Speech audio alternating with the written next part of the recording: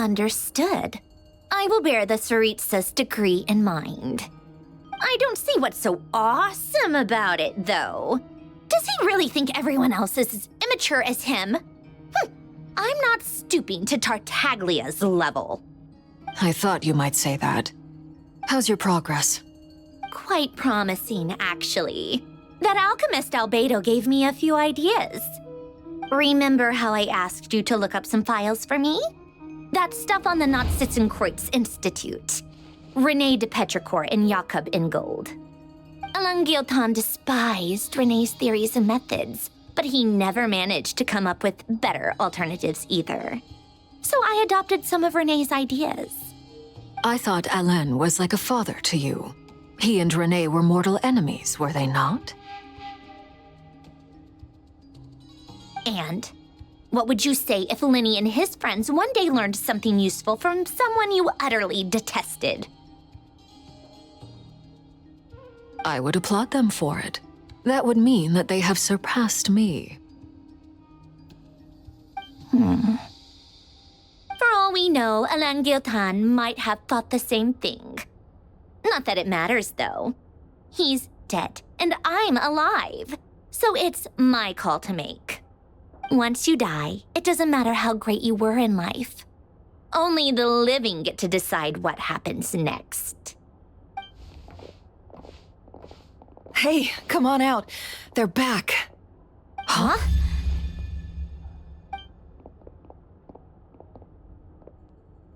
You're back? And your head's still screwed on? And you still have all your limbs? What does it look like? Way to keep your composure, madam. Excuse you. I am perfectly composed. Glad you're okay. Yes, it's a huge relief. Worry? Oh, yeah, right. You think we, the Fatui, were worried about you? We were worried sick. Hey! The Traveler and I were already friends. You are free to join this mission in whatever capacity you please. Much like your tea parties. It's a laugh a minute with you guys. I must say, I was quite surprised when Mr. Albedo told me he would need no additional aid. We discussed this on our way back as well. I am rarely so unequivocal, but in this case, we had full confidence in Hat Guy. He said he knew what he was doing. Albedo and I pretty much had to just wait outside on standby. Meanwhile, Hat Guy broke into the energy field and rescued the Traveler solo. You didn't have to mention that. Well, I'm thoroughly impressed. You are a force to be reckoned with, Hat Guy. Is she back? Is she really back? Traveler! It's really you! Oh, thank goodness! Paimon missed you so much! You can finally breathe easy, Paimon. It's great to have you back in one piece! Oh, Paimon's been having nightmares the whole time you were gone! Look at them. You know, once you reach my age, there's nothing better than watching a misty-eyed reunion between friends. It's nothing. Same goes when you get to my age, too. I bet Ino and Anefa would be tearing up as well if they were here.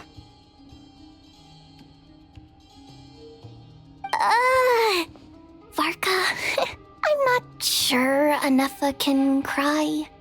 Oh, yeah, good point. Hey, your eyes are looking a little red and puffy. Come here, let's hug it out.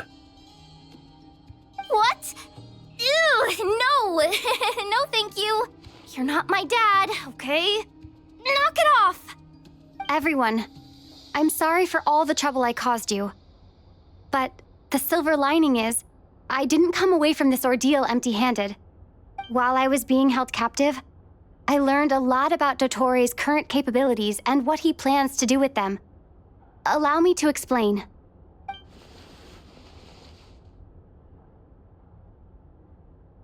The three moon goddesses were even more powerful than we imagined. No wonder Dottore believes himself to be equal to the gods. Maybe even superior. Utter blasphemy. While everyone was gone, Nefer and I made an interesting discovery, and I believe Miss Sandrone has something to share too. Ma'am, perhaps you could do the honors?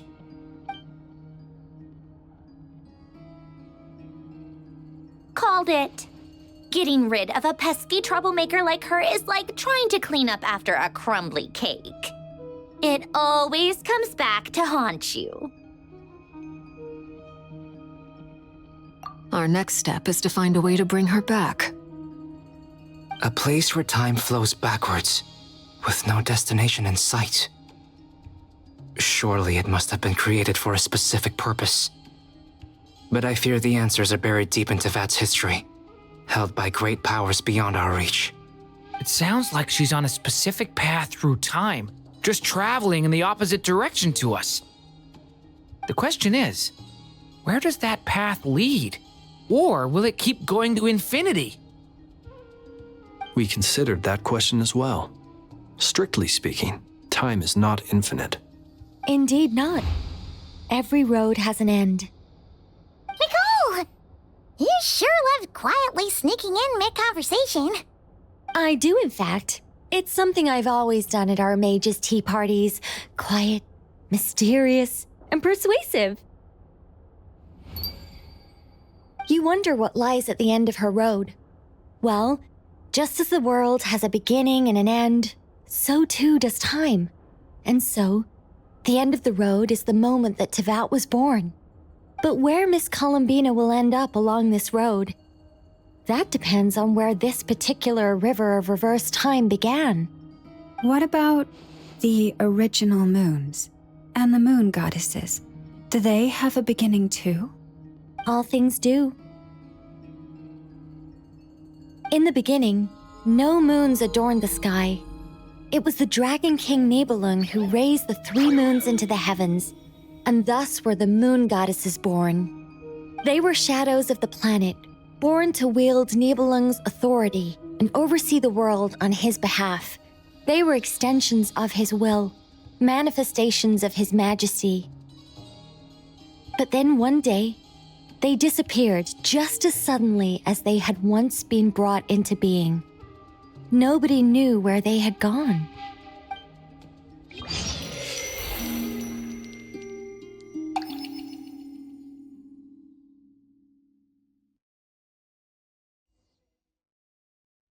Like I thought, no more paths back to reality have emerged since.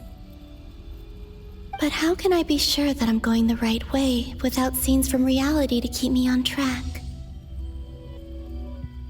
I can't even be sure of how long I've been walking for.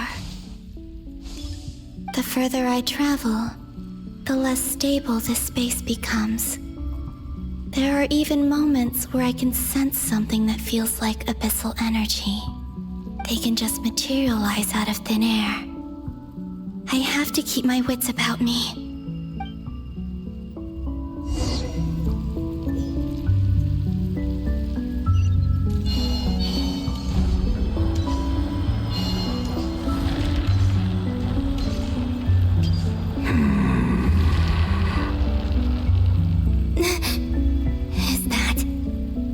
Here of Solnari?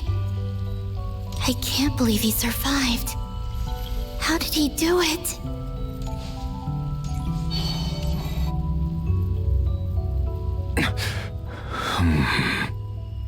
You are the moon goddess.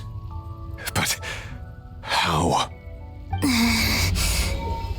Please, there's no need. I'm not interested in fighting anymore. I find that a little difficult to believe.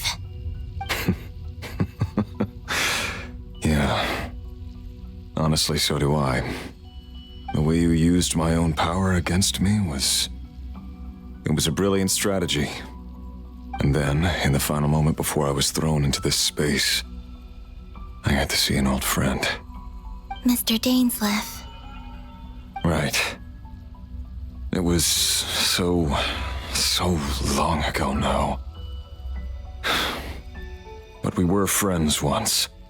When I first got here, I was filled with hatred, remorse, and rage. How I cursed and devoured.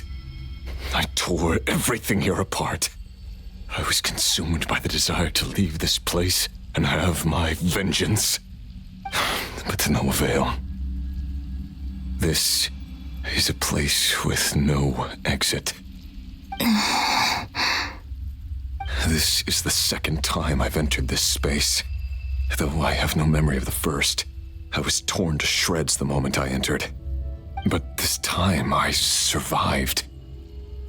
It must be partly because of this new body, and partly because of all the Kuvaki I absorbed in Nodcry. Are you the source of the abyssal power in here? Not all of it. Some is from when I first arrived here and tried to destroy everything. But there was already a degree of abyssal power here before I entered. And like a venomous snake baking in the merciless sun, it tried to slither into my shadow. Tried to? So, you rejected it? Yes. Because after that, the world suddenly became silent for a moment. What do you mean? The voices in my head, they were gone. And then I saw her. Her? Thelindis. My former lover. Never mentioned that she saw a memory of Thelindis leaping into the moon's reflection. More precisely, I saw her afterimage. I'm sure the real her is long gone. She was just an ordinary Conrian. She couldn't have survived here for very long. Anyway, why have you come here? Didn't you know it was a dead end? If I hadn't escaped through the moon gate, my friends would have been in far greater danger. Oh, I see. Because of your power. The power of a moon goddess. What? You'd like to know how I know, wouldn't you? The one who resurrected me said so. I could hear a deep lust for power in his voice. Do you mean... Dottore? Dottore. So that's what he's called. He'd been collecting fragments of my body for a long time. Also that he could resurrect me at the moment of his choosing. I had no interest in his research. But being as corroded by the abyss as I was, we were aligned as far as hunting the moons and recovering my strength were concerned. So that's why the Wild Hunt suddenly became so active in Nodcry. When I left the Fatui in my weakened state, Dottore must have felt that his time had come. Moon Goddess, could I ask a favor of you? What? I know this is a lot to ask, especially from someone who tried to kill you. If you refuse, I won't fight it. But this is the only thing I desire now. Nothing else matters. What do you want? I'd like you to take a message to Thelindis for me. Thelindis? But... Yes, she's dead. But like I said, I saw her afterimage. I can sense that some part of her soul remains here. Far, far ahead. Why don't you go and speak to her yourself? I can't. I don't know why, but I can't move freely in this space as you can. All I can see is a glimpse of her walking away. Just like the moment when I last saw her in life. In return, I will clear these abyssal obstacles for you. No, not in return. I'll clear them for you, whether you want to help me or not. It feels like something I ought to do. Why? Yeah. Why, indeed. I've been asking myself that question a lot recently. Why did I do the things I did? I'm tired of it all. Tired of the person I became. People used me. And then I turned around and started using others. I hurt a lot of people. I think I grew tired of it long ago. But I wouldn't admit it to myself. And ultimately, that's how I ended up here. What do you wish to tell her? All of it. My past. My mistakes. Everything that happened after we were separated. Is it okay if I give her the abridged version? Yeah, I'm sure there's plenty you can skip over. Just tell her the important parts. Whatever you think that means. Like the part where you relentlessly tried to kill us? It's up to you. Love demands honesty. But my relationship with Thelindis was built on lies. We hid too much from each other. But after living my whole life in the shadows, I don't want to hide anything anymore. I will do my best.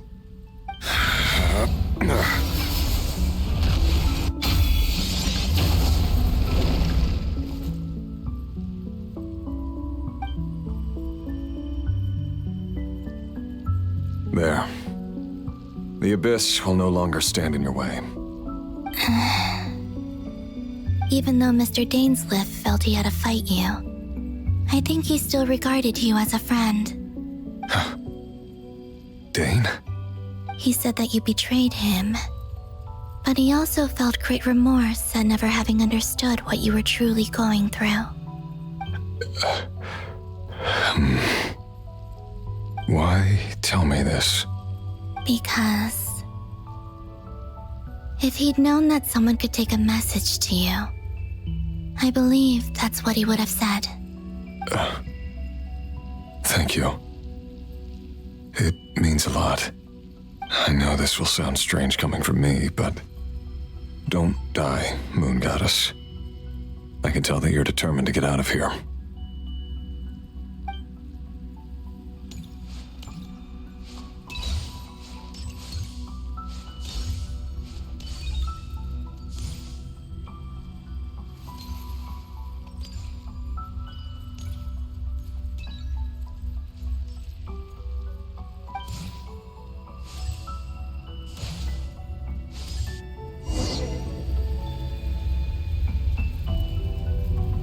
He kept his word. The Abyss is no longer obstructing my path.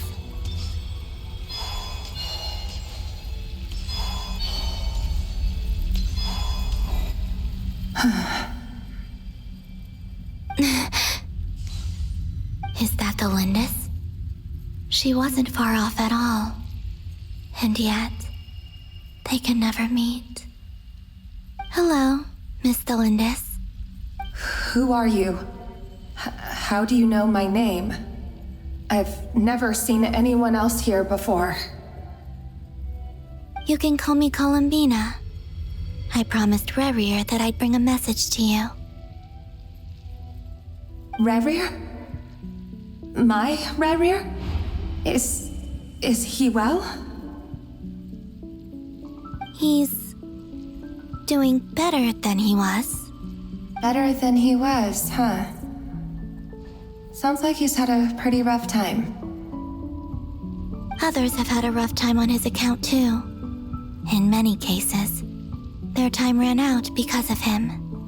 And I'm not just talking about the children of the Crimson Moon. So, things got worse before they got better. Could you tell me what happened, Miss Columbina? Are you sure you wish to know? Yes. This is my opportunity to learn the truth. No matter how hard it is to hear, I have to know. I admire your courage. However, time is short. I cannot stay here for long.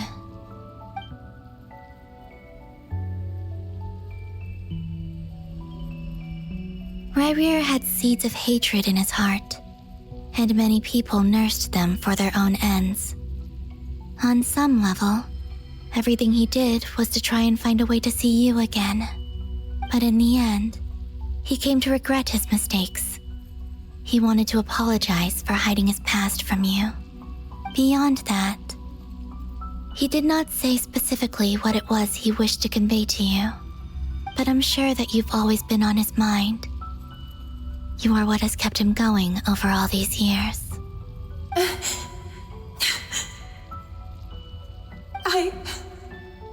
I'm sorry, Miss Columbina. This is so upsetting. I'm not sure how to put my feelings into words. It's all right. I understand. Well, that's everything from me. So, I guess I'll be... Oh, wait. One moment.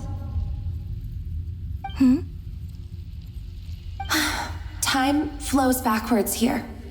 The road ahead only leads further and further into the past. I know. I intend to reach the end of that road.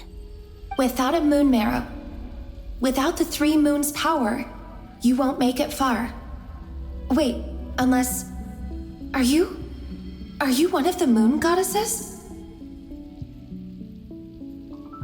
You could say that.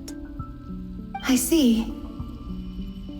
I often think to myself, if life is like a train ride, why haven't I reached the terminus? Where am I even going? And it's not just me, it's this whole place. Wherever it is, it seems like it's existed forever. It's such a mystery. Where is it going? I must seem so ridiculous. I can't answer these basic questions, and yet I jumped right in here without hesitating, only to be torn apart the moment I entered by powerful energy currents. Only my soul remains now. Thinking back, I was suddenly overcome with fear and terror in that moment. Perhaps I too became bewitched by the abyss.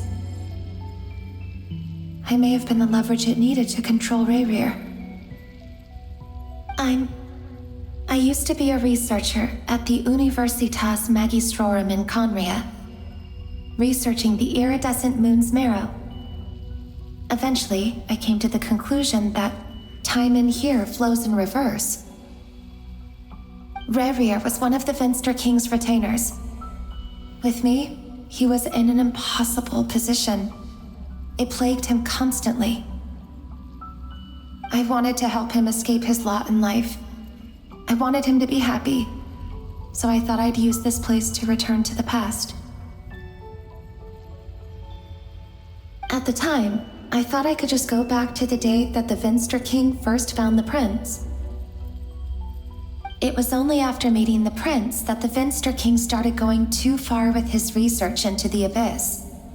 That was the day all of our woes began. I thought I could stop the king from ever meeting him and solve everything. I couldn't kill the Finster King himself, so I had to find another way to save Rayrir. That's why I wanted to go back, to kill the person who had brought new possibilities to our realm. I'm sure it was a futile endeavor, but the abyss probably enhances the basest human desires. So I naively hoped I could change everything. But I was simply too weak, like a speck of dust against the whole universe. Look at me. I didn't even survive the journey here. Not physically, at least. I know I'm never getting out of here, but you're different. You can make it, and I want to help you. I owe you that much. How do you plan to help me? Have you noticed the golden energy that exists here? Based on my past research and my observations since coming here, I believe they carry you forward faster. I can share what I've learned and help you understand the pattern in which this energy appears.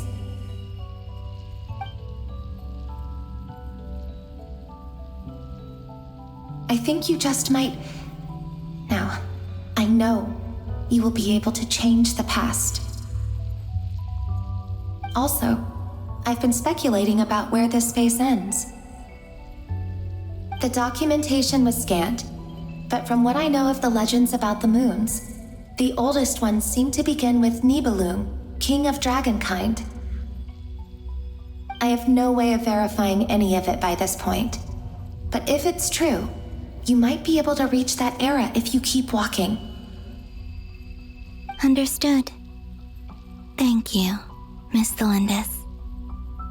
I'm the one who should be thanking you. If you hadn't entered this realm of everlasting death, what use would my deductions be? Thanks to you, they have some meaning. About Rayrir, I'm so sorry for everything. It wasn't your fault. That's not true. Because we both feared bringing trouble upon each other, neither of us ever told the truth. And that dishonesty sealed our fates. But enough about that. I wish you a safe journey, Miss Columbina.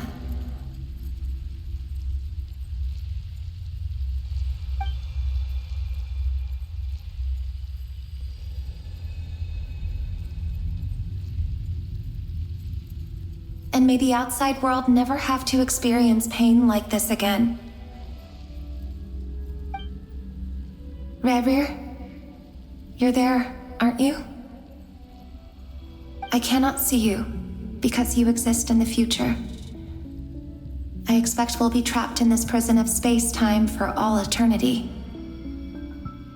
But please, gaze upon the past, and then sit for a while. Let's find a place to sit down together, just like we did when we first met.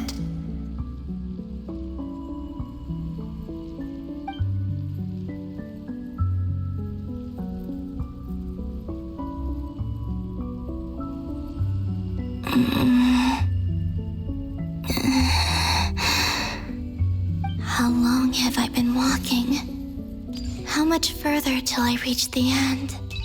Is there even an end to be found?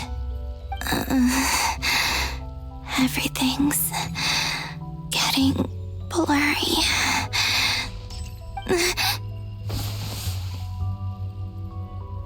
Huh? Are you all right, little sister? Have you come from the distant future?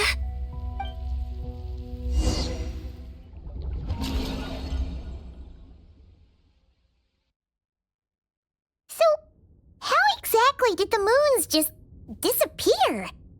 Shouldn't it be a little harder to get rid of major creations like moons? The world is a vast and ancient place. On a certain scale, all life lasts for but a fleeting moment. Miss Nicole explained that the moon goddesses likely perished in the War of Funerary Flame. The moons themselves were also destroyed at that time, save for the Frost Moon, from which a new moon goddess was later born. Am I missing something then? 'Cause the stories say that the moon goddesses were born on the moon, but doesn't Columbina say she was born in Nodcry? Huh, you're right! Why do their birthplaces differ? What's the difference between the two generations of moon goddesses? Also, remember what Sandrone said? Her scans detected 4 moons. In other words, 4 moon marrows. Technically, the result of the scan means that 4 moon marrows were detected and positively identified as moons in that moment. In other words, this piece of information alone isn't enough for us to know how Miss Columbina is doing right now. Yep, we have no way of staying up to date on whether she's dead or alive. She's on her own for now. But at least she's trying her best to get back to us. Yeah. She's a tough cookie. And a sore loser, too. We have to trust that she'll find a way. Because we really need her power. As much as it pains me to say it, we've got no chance of beating Dottore in a straight-up fight. He's much too powerful. It wouldn't even be close. That maniac is going to devour everything in his path until he reaches us. We need to find someone or something that can stop him before he does anything worse. I'll be frank. Our only hope of defeating this false god is with a real moon goddess on our side. I'm not just saying this because Columbina's a friend and I want her back safe and sound. It's just the truth. And I know that even she was no match for him when he attacked, but I don't have a better solution. We're not giving up on saving her, whether she can defeat Dottore or not. Right. Don't worry, Miss Sandrone. We're all aligned on saving Columbina. No one's trying to argue that we can only justify saving our friend because it will help save the world. This is about multitasking. We want to save both. So, she's more than just a moon goddess to you guys? Absolutely. Duh! She's part of the gang! And you are too, you know. Yes, I know. You don't need to labor the point. I knew that the moment I came running over with my documents that I was part of the in-group. I mean, if Arlecchino can fit in, I certainly can. Anyway, as for how we get Columbina back, I've been working on it constantly. But I think I'm still lacking certain information about the moon. I'd probably get there if I could continue my calculations, but the problem is, I've run out of computing power. Computing power? You mean you need more energy? No, the issue isn't energy, it's processing power. There's so much data to get through that the whole process has just ground to a halt. That's a tricky problem. René de Petrichor of the Nazissenkreuz Ordo once foretold the fate of the world. But I don't know how he did it. My guess is that he used the primordial sea's power. However, that won't work for me. His methodology was vastly different from my own. What's worse, they're incompatible. And to top it all off, we can't even leave Nodcry. Ugh, this is so annoying. If I'd known we'd run into a bottleneck like this. Well, no, the design bureau's a bust as well. Curse that Dottore! Couldn't have made this harder for me if he tried. Oh, what do we do then? How about we grab a bite to eat and take a break? Maybe something will come to mind after you've cleared your head. You don't get it, do you? I'm trying to calculate the fate of an entire world here. And I need accurate results, not vague prophecies. Where the heck am I gonna find the computing power for that? Anyway, time to shelve the discussion on technical difficulties. Being a killjoy isn't very ladylike after all. Either way, we've done what we can. Rest well, everyone. Remember to let us know if anything new comes up. Hat guy? Is he hinting that we should talk outside? Let's go somewhere a little more private.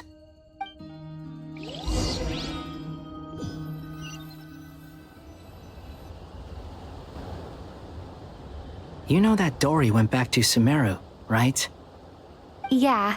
She mentioned she was planning to head back. Things aren't looking good for Nodcry. She's gone to spread the word so that Sumeru has a chance to prepare for the worst. From what I know of Dottore, there are two possible reasons why he hasn't made a move yet.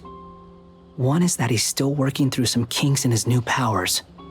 The other is, he wants to see how we're going to react.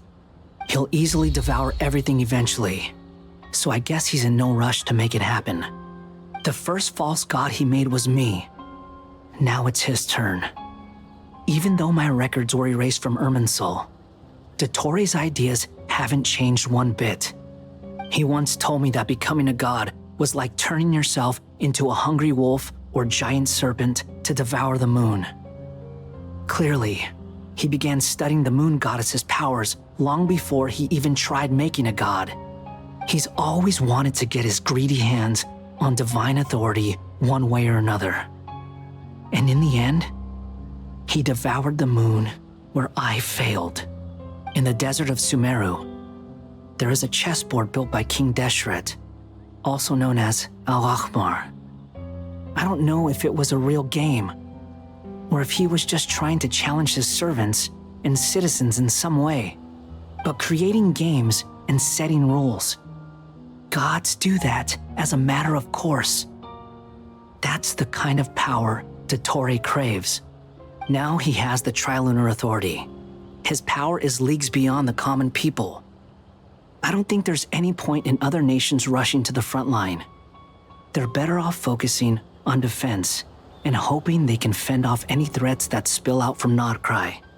Either way, Dori will inform Lesser Lord Kusanali, and she will contact the other gods in turn. The Seven will have some recourse available. If nothing else, their protection should keep the rest of the world from descending into chaos as quickly as Nodcry has. So on the bright side, even if Nodcry is doomed, your friends in other nations won't be in any immediate peril. That's good to know. But I'm not ready to give up on Nodcry yet. There's a word for people who refuse to let anything go. It's called being greedy. Maybe it sounds greedy to you, and probably naive too. But whatever you call it, that's what gives me the determination to keep fighting. Battles are fleeting, but the will to fight is a long-term commitment. Give up for even a moment, and your resolve will shatter. Why do you always feel the need to do the right thing? No one is born to be a savior. I mean, who's gonna criticize you if you fail or give up? Don't take this the wrong way, but Dottore said something similar to me. I guess the Fatui attracts people who don't believe in saviors. Not necessarily. It's less about belief for me. I just want to know how determined you really are. After all, I don't owe anything to anyone else here. Only you. You look kinda worried. If your arch-nemesis was about to achieve their ultimate goal, I think you might feel a little worried too. That's true. Dottore is about to become an omniscient, omnipotent deity. That's gotta be a bitter pill to swallow. Still, you're calmer than I expected. Obviously. I have to admit that my past self was a reckless fool who misunderstood not only the point of revenge, but how to achieve it. And as much as I want my vengeance, I know I'm not gonna get it by acting alone. If the world's taught me anything, it's to think before I act. Too bad it never taught me any other virtues, though. So, I am going to destroy Dottore, no matter what it takes. So, what's your plan? I'll get to that. First, tell me, what do you think of Sandrone? Just like Paimon said, she's a friend, part of the gang. How much do you trust her? This is a serious question. Think carefully before you answer. Although she's with the Fatui, she has her own values, and she's helped us a lot. If nothing else, she's clearly going the extra mile for Columbina. I see no reason not to trust her. If you say so. In that case, the three of us need to talk. I have some thoughts about her computing problem. It can be solved, but it will come with a cost. How much? If I can afford it, I'll cover it. Sometimes your heroism really backs me into a corner. You know that? Come on, let's go talk to her.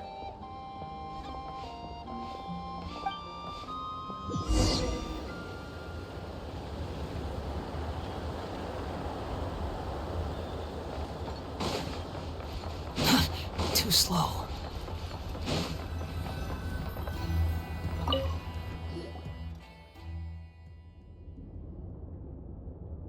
Miss Androne, Traveler. Hey there. Paimon's here too! She was just helping them sort through their things. How did your chat go? That was fast. The call only just ended. Well, you said it was urgent. so we got here as quickly as we could. Albedo, I have some alchemy questions for you. I see. Looks like my knowledge proved useful after all.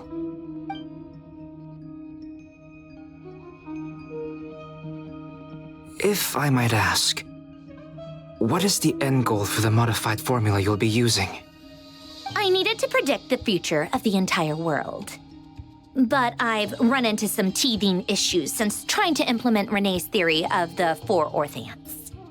I see. I'll have a look at it. Still, computing power is the real issue here. How do you plan to solve it? About that, it's been sorted. Oh, with the Traveler's help?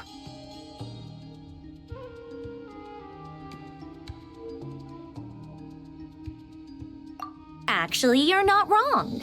She found the person with the solution. Was it Hat Guy? Yeah, it was him. Wow! Go Hat Guy! Seems like all that time studying at the academia is paying off big time. But where is he? Wasn't he the one who asked Albedo and I to come here? Come with me.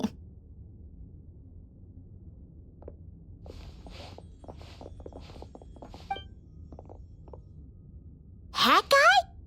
What's happened to him? Hat Guy, can you hear us? No response. I guess he's in hibernation. Hat Guy mentioned that he was a puppet. It seems that his functions are currently shut down.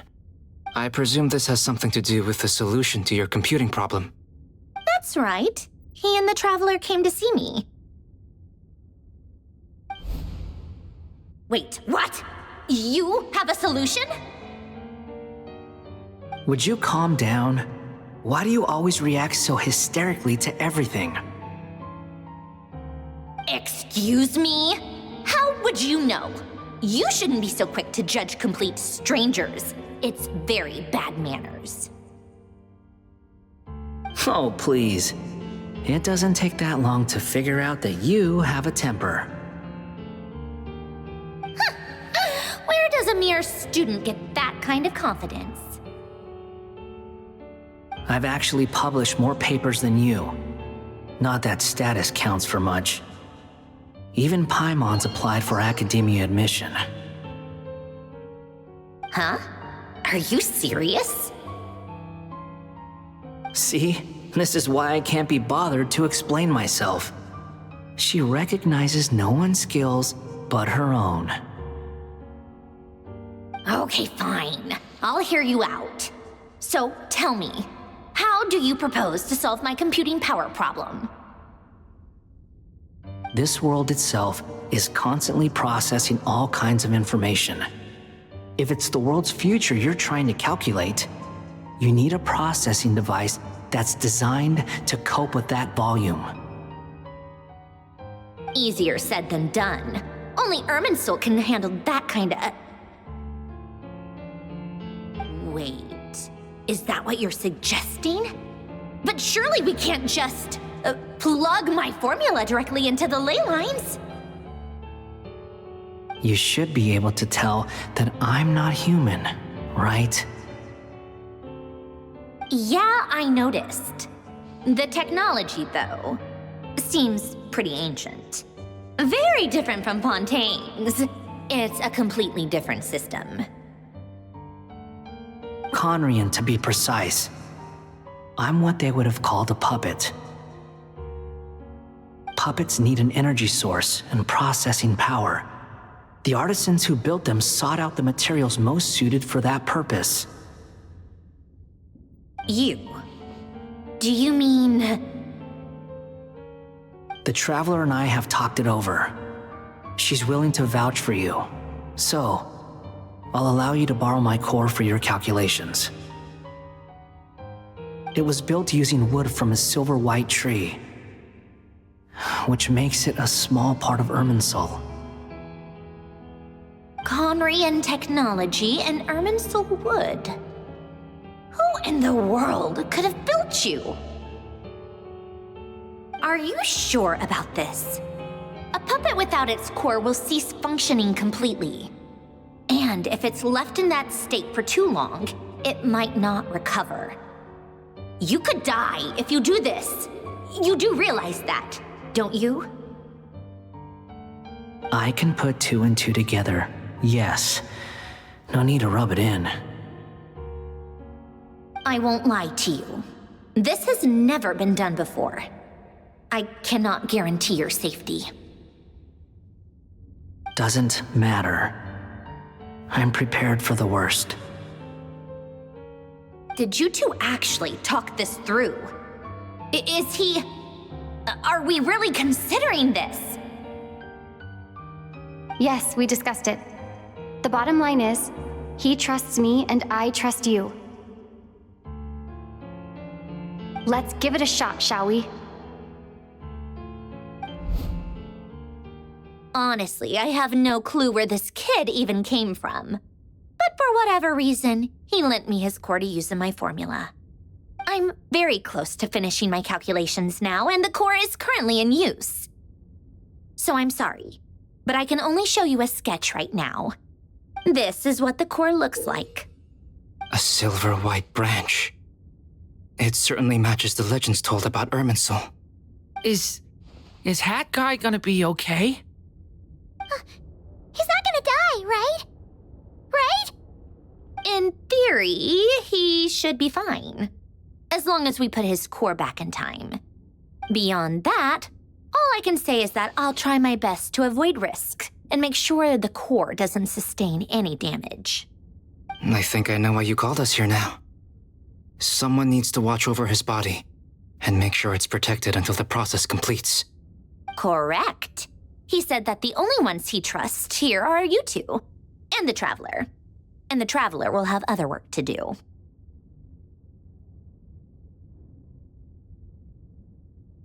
He will have our undivided attention. Aww, Hat Guy. On a more positive note, things are progressing steadily on my end. I'll call everyone in for a meeting once the results are out.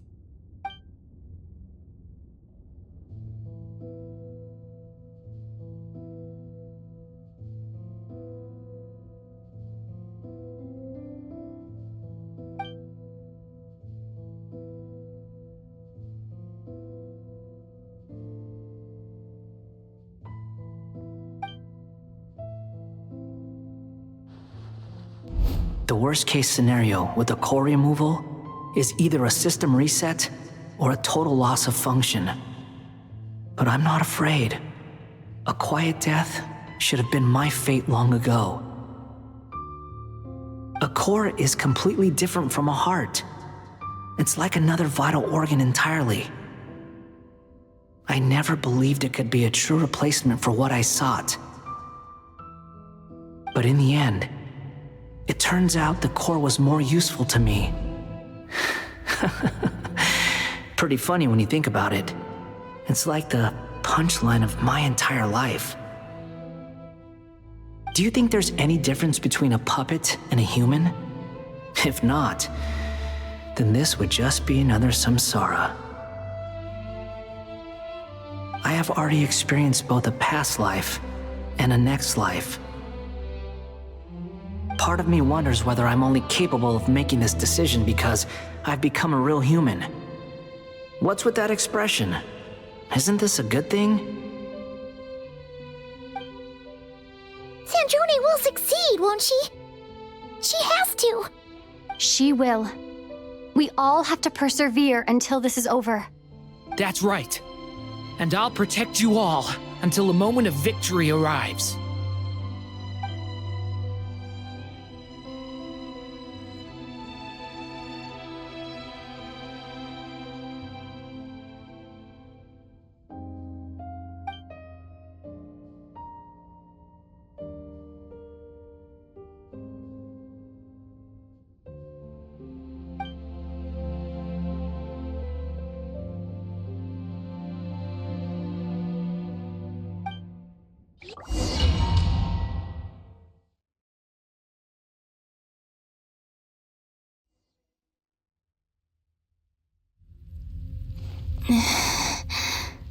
Who are you? Call me Sonnet. You have the same power as Canon. Sonnet. So, you're the goddess of the iridescent moon? Oh, goodness. You recognize me? Well then, what's your name? Columbina.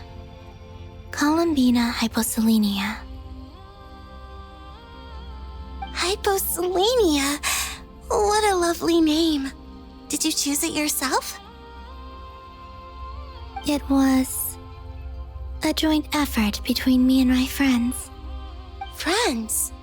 You mean your friends in the heavens? Huh? Oh, sorry. You must be exhausted. I apologize.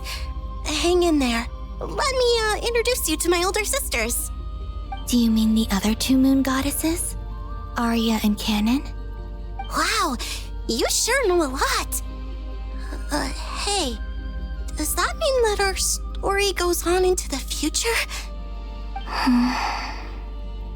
Oh, I guess that wasn't the best question to ask.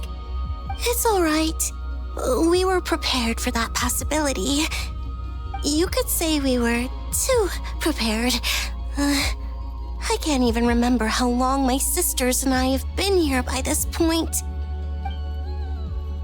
When did you get here? How long has it been? I can't say for sure, but it feels like it's been forever. I see. Are you feeling all right? You look a little unwell. I can hold out a while longer. We don't have far to go. The place where my sisters and I are based is just up ahead. Don't worry, they're both really nice. I'll introduce you.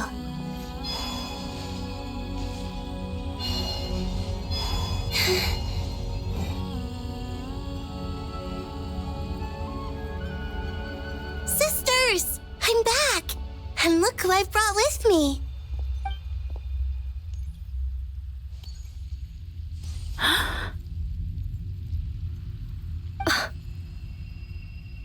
It's our lovely little sister, born in the far future. The pleasure is all mine.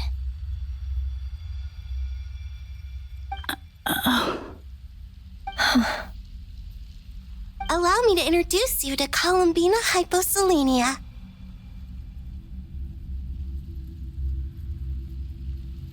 This is Arya, the goddess of the eternal moon.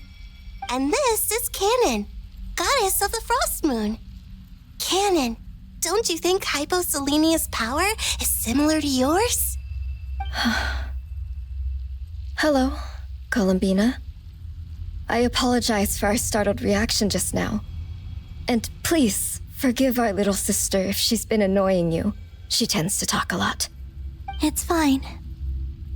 You seem shy. Don't worry, Columbina Hyposelenia. No one can hurt you here. Could you tell me where here is? Please. I must know.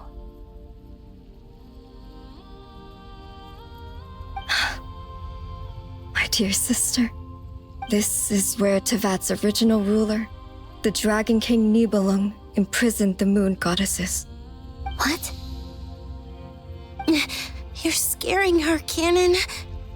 No, I'm fine. Please, continue. Nibelung, our original master, created us in the distant past to maintain Tevat. But he left this world and traveled into the dark universe beyond, to explore worlds vaster still. Day and night, we fulfilled our duty in the heavens, until the day that the first descender arrived. The great ruler of the firmament. The heavenly principles. Is that what later generations call them? I see. But we did not reject them at first, nor did they seem to harbor ill intent towards this world. We coexisted in peace. They were like a guest in our home. Slowly, however, we came to realize that our guest had a growing desire to change and dominate the world. And you didn't stop it? No. There was an order to the rules they set up that Nibelung never taught us. We wanted to know if this order would bode good or ill for Tivat.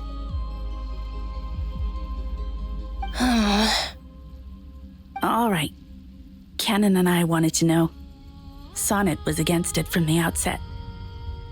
Later, we discovered that this great ruler of the firmament bore an almost paranoid hostility toward the desire of certain life forms to seek power. Or perhaps they feared them. They would even cast down celestial nails as manifestations of their power, to punish the civilizations of the world below. Only this was far beyond mere punishment. Right. Their rules brought order, but the price people paid for merely testing the limits of those rules was far too great. I did everything in my power to help the punished escape catastrophe, but still, too many lives were lost. The ancestors of the Frost Moon Scions were some of the ones you helped. But just when we had decided to take countermeasures, the Dragon King, Nibelung, returned. And so began the War of Funerary Flame. So, that's the name the world gave that war in the future. Well, who won in the end? As far as I know, the Heavenly Principles won, although it came at a great cost. They remained in Tivat, where they continue to rule to this day. And the world's original master, the Dragon King Nibelung, was destroyed. And what of the moons? Are there still 3 moons in Tivat's skies? You can tell us the truth, Columbina. We know we are but remnants of a bygone age. We are prepared for the answer. Only the Frost Moon remains. But it has been cast beyond the false firmament by the Heavenly Principles. The eternal and iridescent moons were both shattered during the war. So death finally came for us in the end. Sonnet. But you're still here, aren't you? A moon goddess cannot live without her moon, Columbina. She's right. That's why I began to disappear. Because the Frost Moon is cut off by the false sky. How much worse it would have been if it were outright destroyed.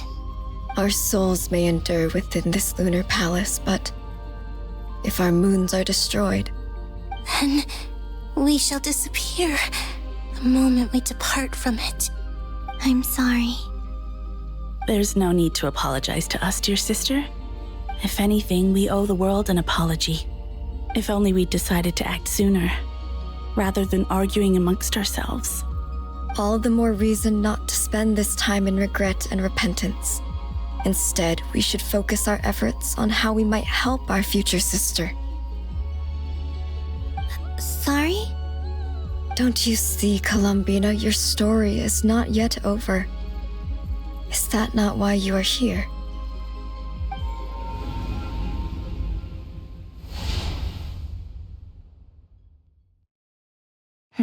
It's done.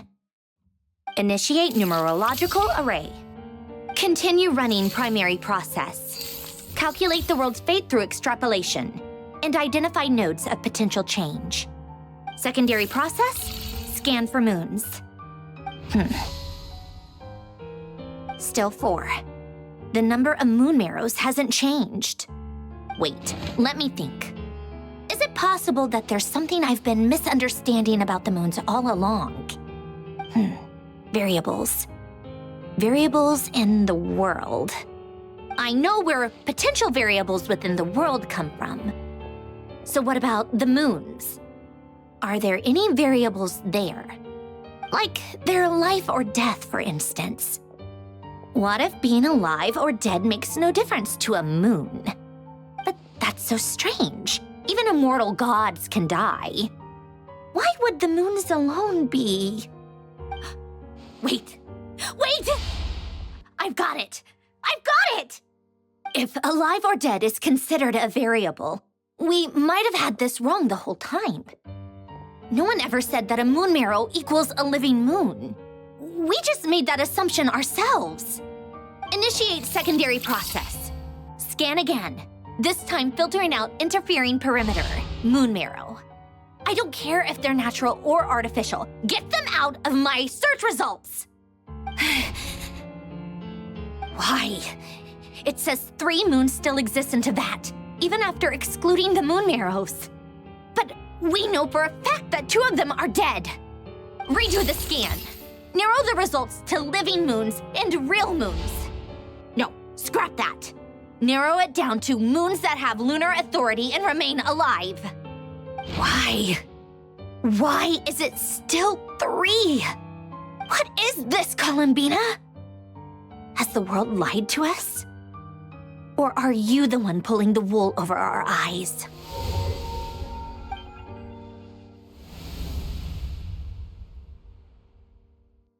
So, you think that the moon's reflection might be where Nibelung imprisoned the 3 moon sisters?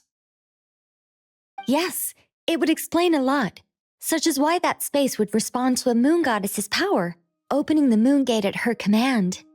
It would also explain why Miss Columbina has been unable to leave, and why time flows in reverse there.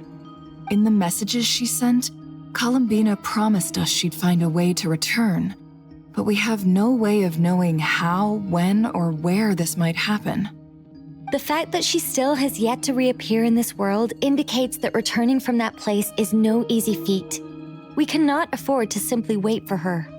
So you're saying, if she could return by her own power alone, she would have done so long ago. Yes, she certainly wouldn't leave it to this late stage when it's so touch and go. I've been giving this some thought, and I've come to believe that Luanatar might be an anchor that she left behind, as a sort of future waypoint. This could also explain why Luanatar is always by the Traveler's side. Sounds like a plausible theory.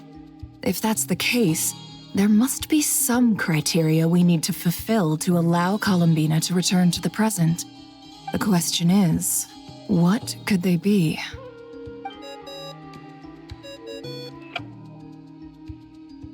Hello? Listen up! This is extremely important!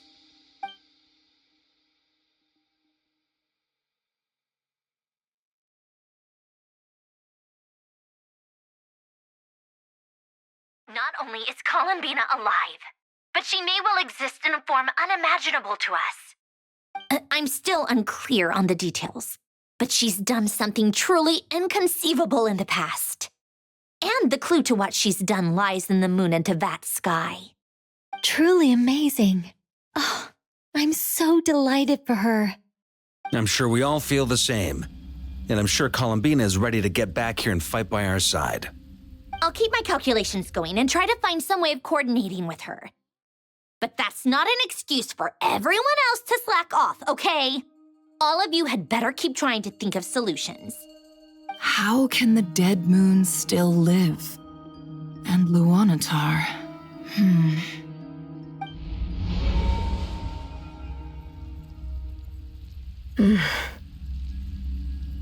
It's hard to believe that's what will happen in the distant future. Our authority is linked to the most fundamental rules of Teyvat. I suppose it's no wonder that many would covet that power. I didn't realize that when you said friends, you meant people who live down in Teyvat. That's so lovely. I always wanted to go down there and have some fun. Have you ever tried leaving this prison? Of course. Between us, we've tried everything. But no matter where we go, this space will eventually bring us back here. It's like the center of a whirlpool. Everything ultimately converges here, at the moment when Nibelung imprisoned us. In that case, have you tried using any of those pathways that connect this space to the real world? Sorry? What are those? They're passages through which you can make small-scale changes to reality by using Kuvaki.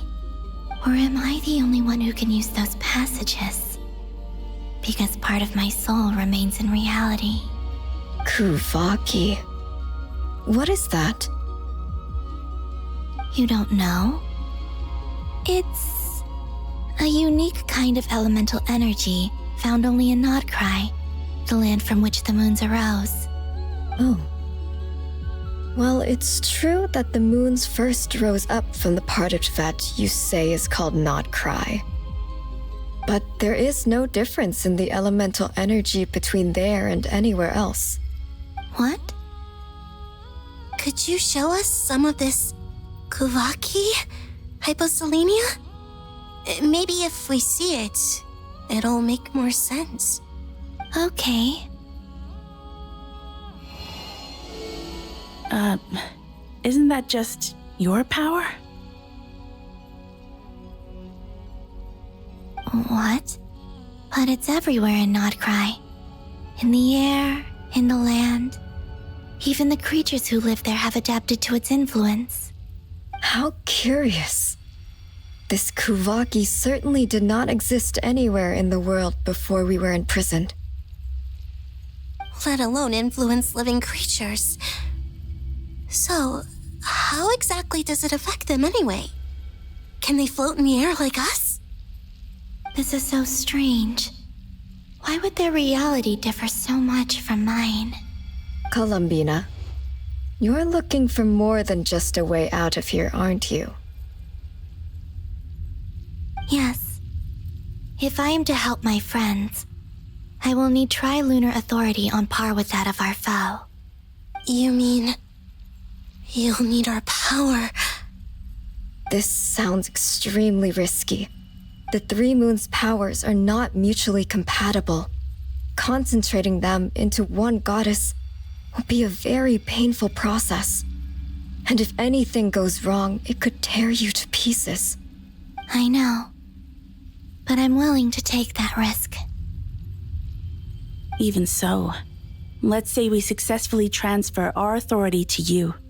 How will you take it outside this prison? Niblin constructed this realm specifically to prevent us from using our powers to interfere in his war. No moon goddess can leave this place alive. What if I don't leave alive?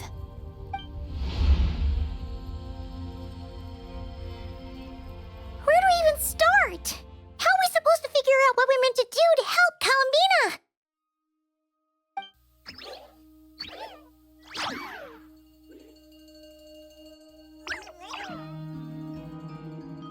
Columbina, what do you need from us?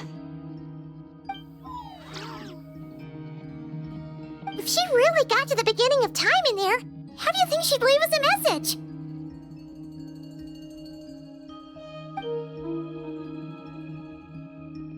You don't think she'd write it down on a stone tablet somewhere in the hopes that we'd find it, do you? Seems unlikely. Columbina may not talk a lot, but she thinks deeply about issues like this. Let's review what we know. This is the Columbina who fought alongside us against the Rehir of Solnari, and with whom we celebrated Moon Prayer Night. She knows our personalities, our ways of doing things, even our unique strengths and abilities. So, if she wanted to tell us something from a long, long time ago, what would she do? Oh.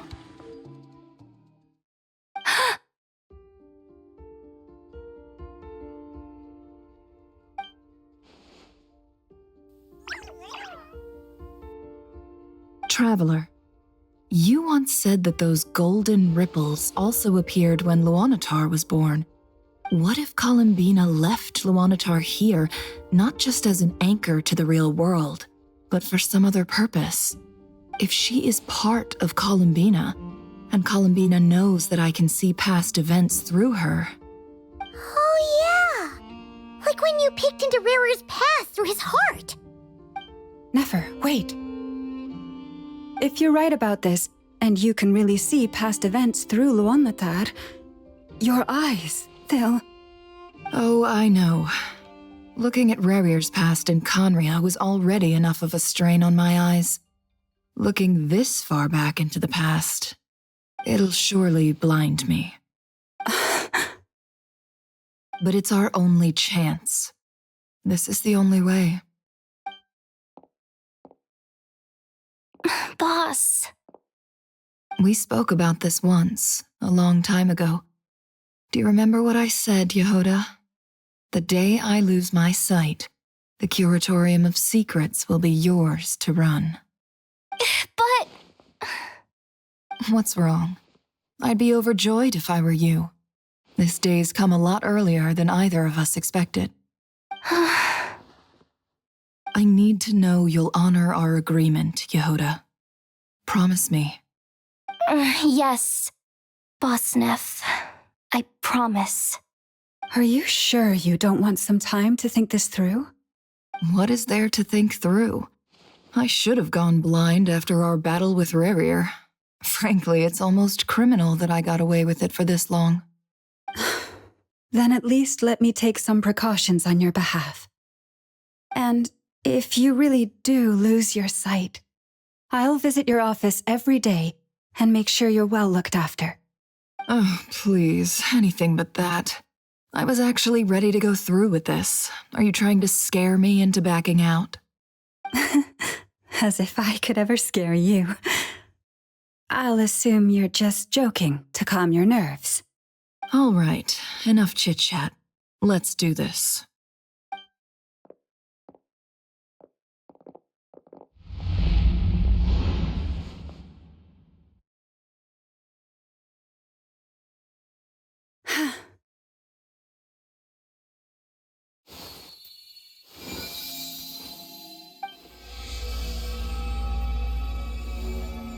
All done.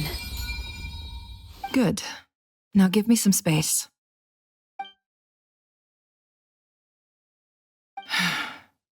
Come on then, little one.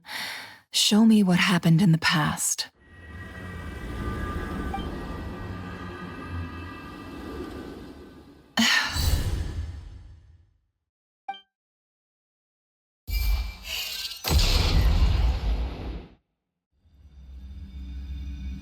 Between the Trilunar Authority, Kuvaki, and the sole-surviving moon, the Frost Moon, I think I might know how to get back.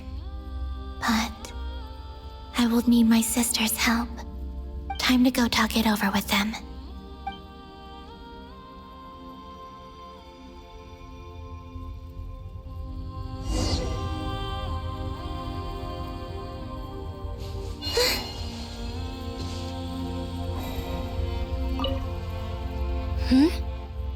Have you decided what to do?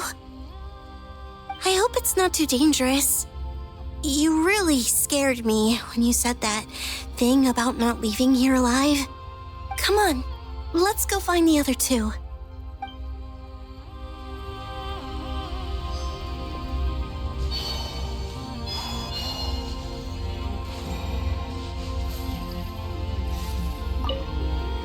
It seems you have reached a decision.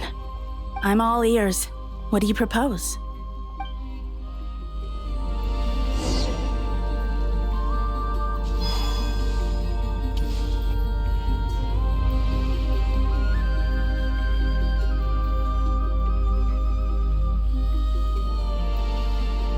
Have you figured it out, Columbina?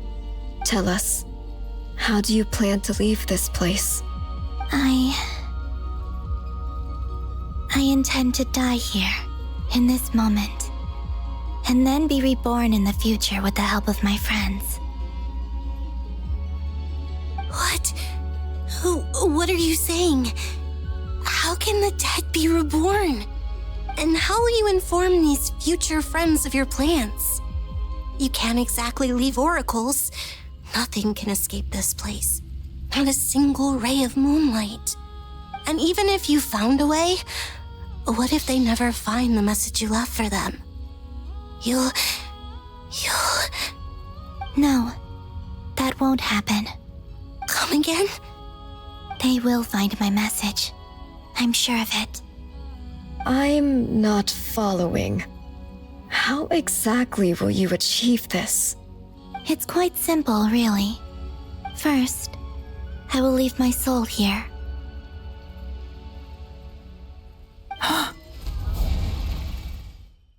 I see it. Your soul? You mean you're a divinity?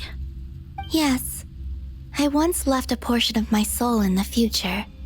One so small that this prison barely noticed anything. In this very moment, she can resonate with my soul across time. When the time comes, I believe that she can serve as an anchor to pull my soul from here back to the future reality. Just as gravity connects the world to the moon. Exactly. In the future, where I came from, the moon has been cast beyond the false sky, but I can still feel that it is there. In a similar way, I can feel a connection to the soul fragment I left behind even now. My friends can use it to detect my presence. But how do you just leave your soul here? Is that even possible? On my way here, I met an ordinary mortal who entered this place long before I did. Her body is long gone, but her soul remains. And before that, I encountered an old enemy whose entire soul survives here intact, while the power that once corrupted his body has faded away. So, perhaps this space is specifically designed to imprison divinity and authority, but not the physical body. Still, even if your body can escape, would it not just be a lifeless husk without the soul inside? Wait, is that what you meant when you said you wouldn't leave alive? Yes. I shall turn my body into moonlight and pour it over Nodcry. That power shall protect the land and quietly blend into it, awaiting my soul's return in the future. However, I cannot do this on my strength alone. I would need your help to do this, so I'm humbly asking for your assistance. Oh, dear sister, you need not be so formal. As I said before, we are but remnants of a bygone age. You, on the other hand, were born alone in that distant future, and you have walked a long and lonesome road since then. How could I bear to let your story end here in this dungeon? Don't forget, we are your sisters, your family.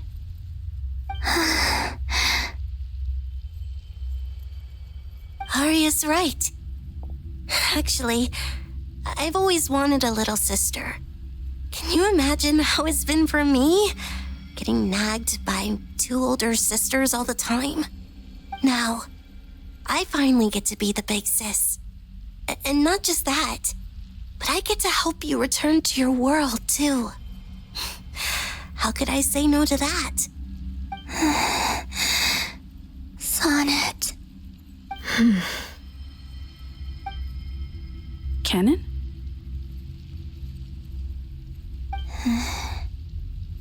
I'm sorry. I know this is a bold request. The Frost Moon is rightfully yours, and it remains intact. Oh, no, please, don't misunderstand me, Columbina. I was just thinking back on the years that the three of us once spent together.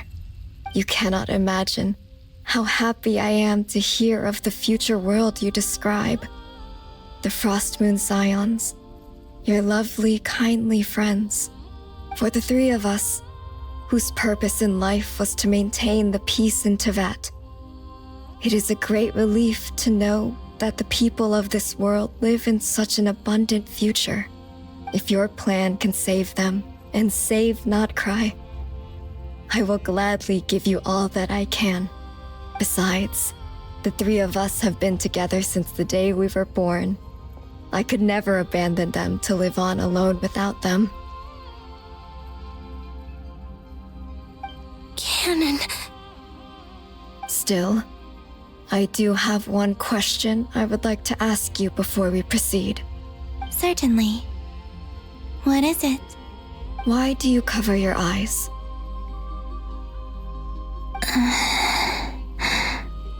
Yeah, I was curious about that too.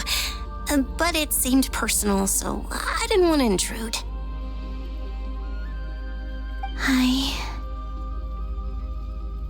There was a time when I refused to look upon the world. I believed it was full of nothing but lies and falsehoods. I wished to hide my feelings, seal my heart, until I could return to my true home. I see. Perhaps that decision saved you from ever having to see the false sky again. But at the same time, you likely missed out on many true and precious things, like the smiles on your friends' faces.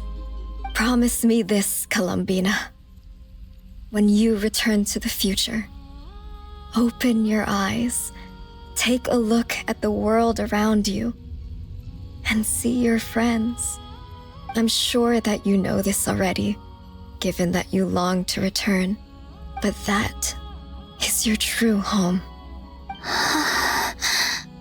Give me your hand, Columbina. Arya, Sonnet, you too. Okay. All right.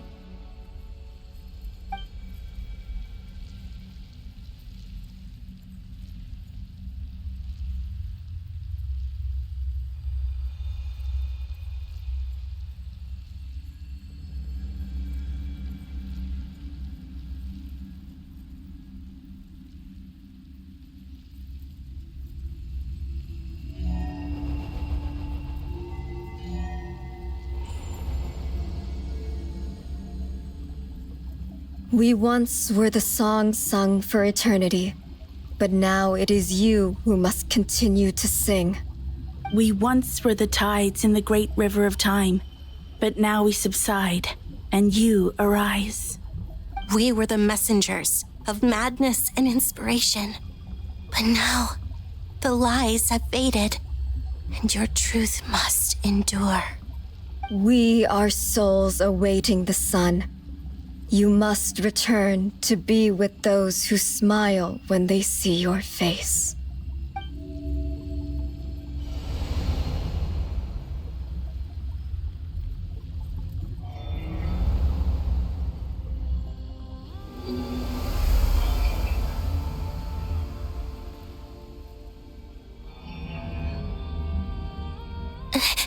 Is it done?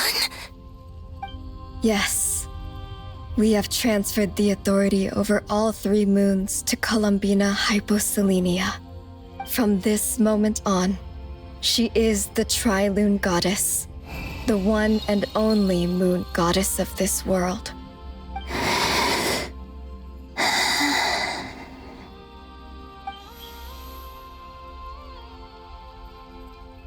Thank you. Thank you, my sisters. Now go, and do what you believe is right, Columbina Hyposelenia. Be aware that we cannot grant you the power of the 3 moons beyond these prison walls. The conflict that arose over their remains following our disappearance will still take place.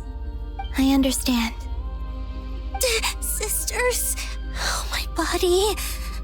It feels... Now that we have given up our power and authority, our bodies are merely mortal shells. This prison is dissolving them as we speak. It's okay, Sonnet. The end must come for every god, just as it does for every human. That's all this is. The final destination of our lives. Canon and I will be by your side the whole way. We have one final request, Columbina. Could you use the Three Moons' power to send us back into the real world? Now that we have lost our powers, I doubt this space will seek to hold us further. It's just... we would like to spend our final moments together in the only place we ever called home. Of course. Gladly.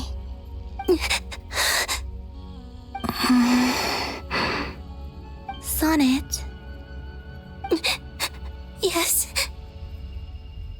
Don't... I wish I could tell her not to give in to the abyss. Not to be afraid. But is this really what I should say at this moment? Don't forget. I'm so glad to have a big sister like you.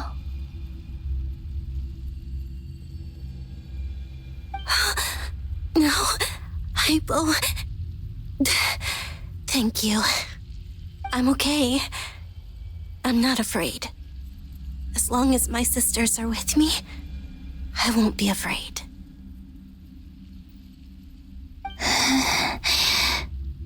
It looks like this is goodbye, sisters. Goodbye, Columbina. Take care of this world in our stead. I will.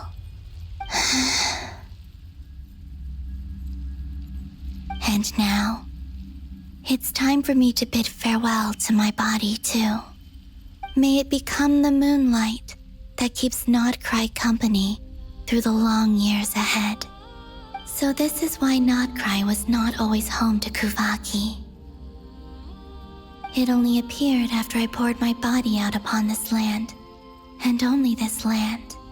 Kuvaki responds to me because it is me, my body, answering the call of my soul.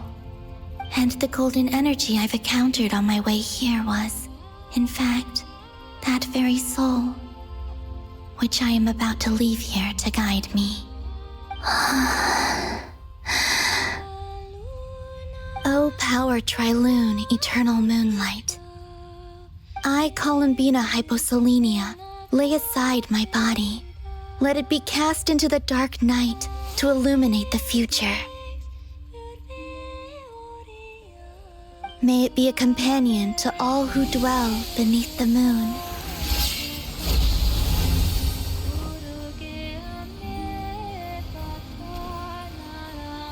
Until the time comes for me to return home.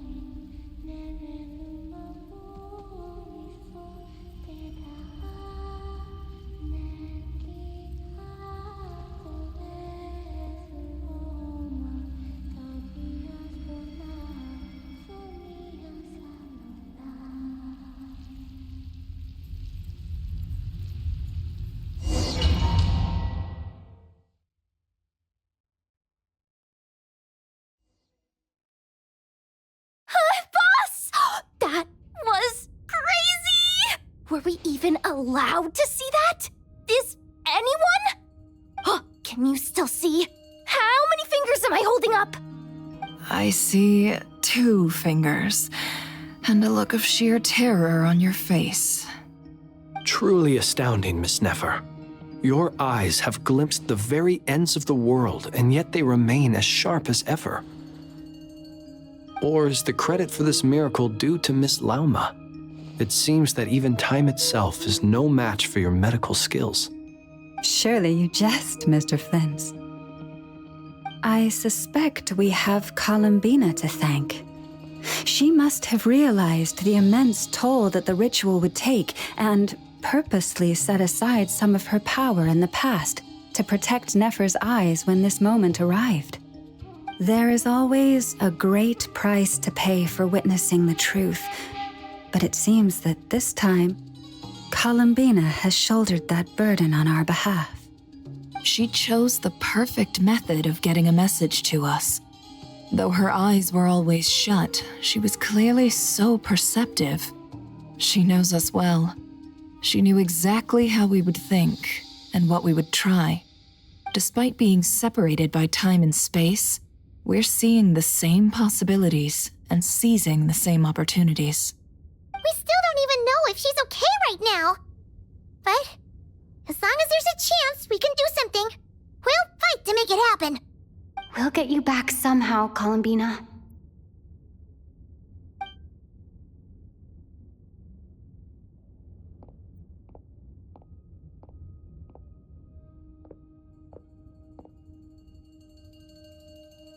Well, based on the information we now have, let's figure out our next moves.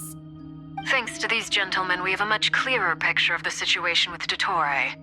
The civilian population has been moved to safety, so we no longer need to hold back. Miss Androne, how are the calculations going? So far, so good.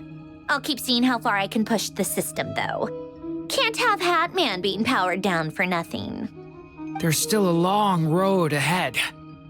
Where should we begin?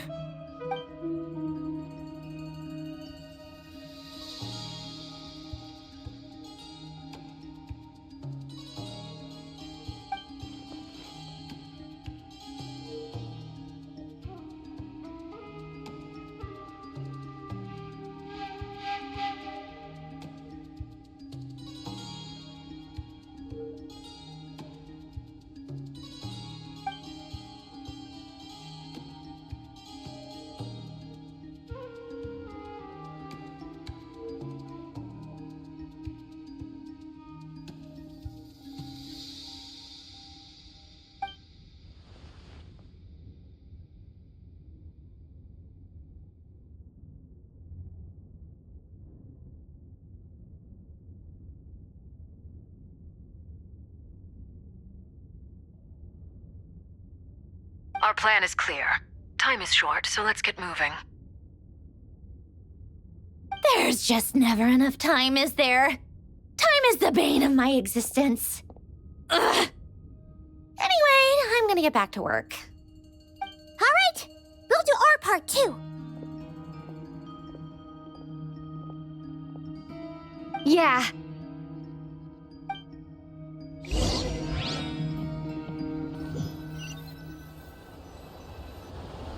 Albedo's theory says that elemental energy can dilute the light realm's power, but I'm no expert in building elemental defenses.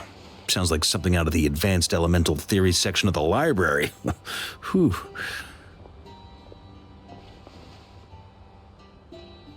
You seem quite troubled.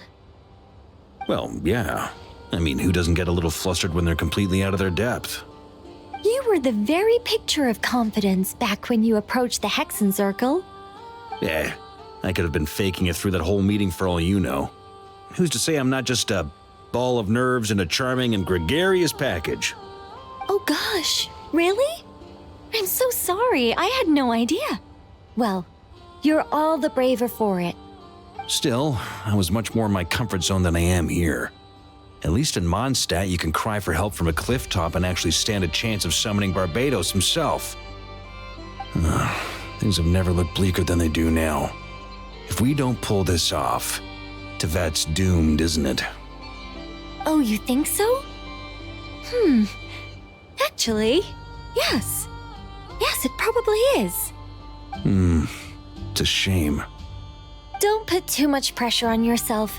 Tevat has faced annihilation many times in the past, but it also gave us you, didn't it?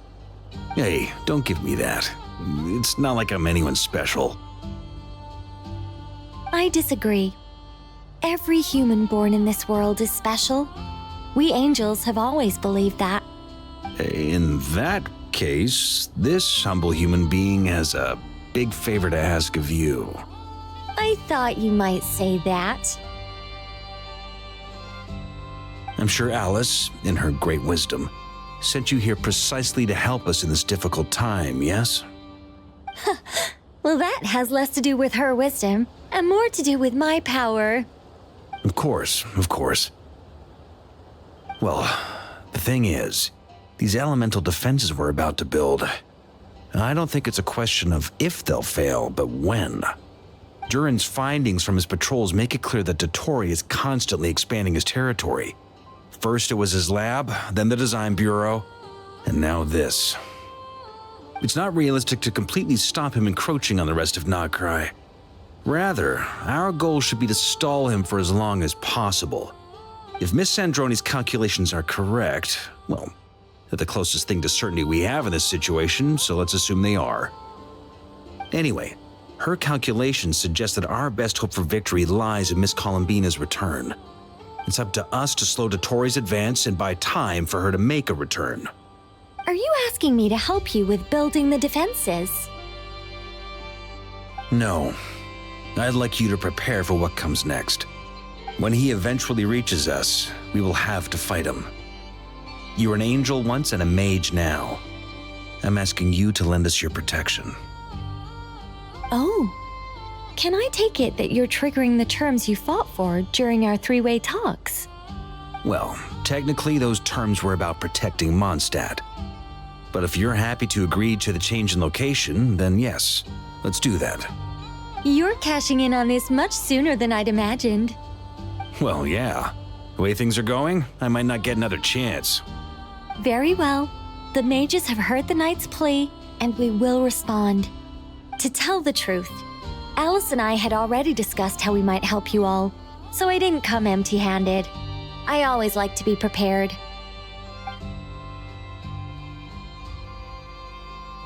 This is... wow. Yeah. This is great. Seriously, thank you. It's been many long years since I had a chance to dazzle humanity with a little divine intervention. To humbly serve as a reliable and responsible guide. Anyway, Knight of Boreas, please accept this gift in recognition of your great virtue. Go now. May the angel's blessing deliver you safely to your destination.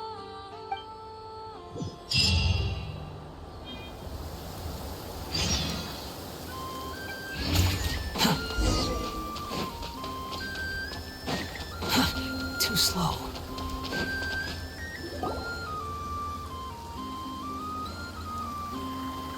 Ah, you're here. Sandroni! How are things going?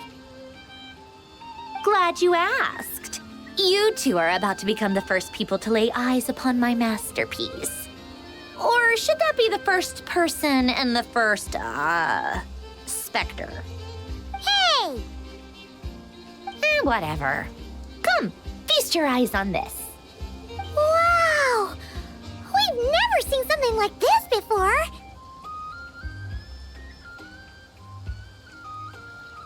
This meter displays the progress of my formula. Currently, it's still making the most important connections. Once it's finished running, I'll deliver it right to your side. And then, we can finally bring Columbina back. What do you mean, deliver it? Can't you just tell us over the Dodo communication device? It'll just be some numbers, right? You're such a greenhorn. This isn't the kind of formula you solve in math class. It's a highly complex algorithm capable of constructing a framework of rules. Whatever. We'll be here all day if I start trying to explain it. All you need to know is the formula must be completed before we can bring Columbina back.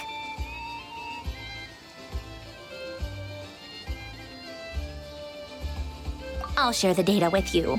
Nicole's agreed to let me use her information channel, so we just need to use the Dodo communication device like so. And... there. Now you can check in on my progress. Wow! Look at that! You're amazing, Sandroni! About time you recognized my genius. Took you long enough. Anyway, that's all for me. You should check on the others if you have time. Make sure we don't have any weak links in the chain. That might sound harsh to you, but close supervision is a common practice in the Fatui. Not looking to catch anyone out. I just care about everything going smoothly. That's all. I'm kinda stuck here while the formula's running, so I need you to be my second pair of eyes in the meantime.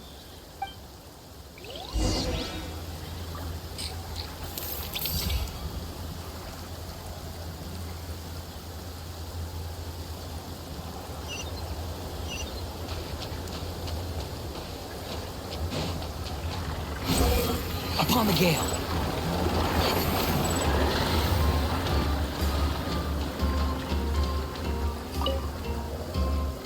Traveler, Paimon, a pleasure to see you both. Friends! How's everything coming along? Fairly well, if I do say so myself. Personally, I am ready to confront Dottore head-on. Ooh, you sound much more serious than usual. To be honest, I am not usually fond of exercising my full strength. For one thing, it's hardly conducive to maintaining a low profile. Besides, I believe one should have the right to choose when to show their hand. I am conserving my strength until the moment of battle is upon us. Anything to boost our chances of victory. Seeing you get into the zone like this really puts Paimon at ease. Huh, Traveler? I consider it an honor to have your trust. Rest well. I look forward to seeing you both in your element during the battle.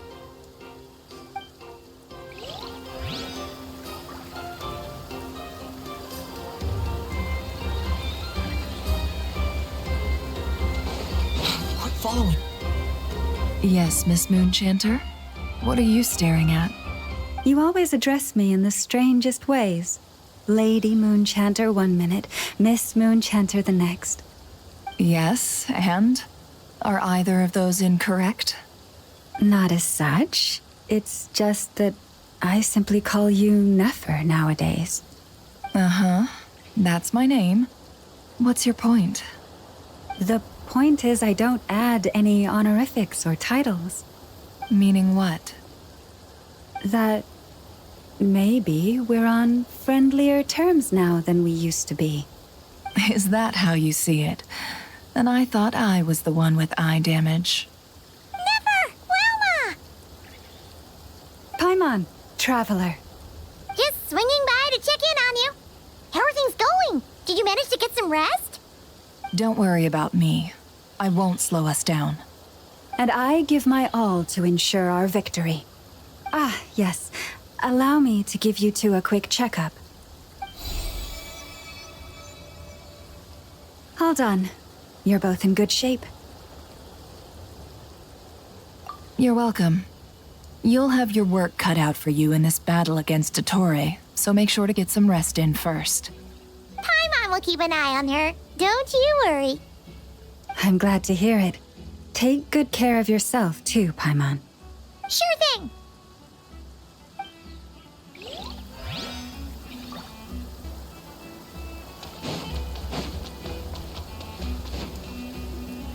Thankfully, Miss Nicole has come to our aid.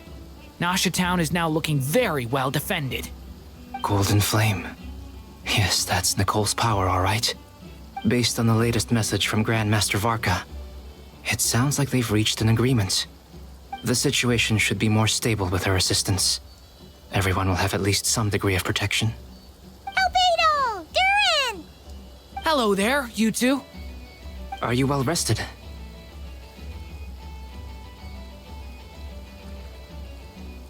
That's good to hear. As per the plan, Albedo and I will be in charge of Nasha Town.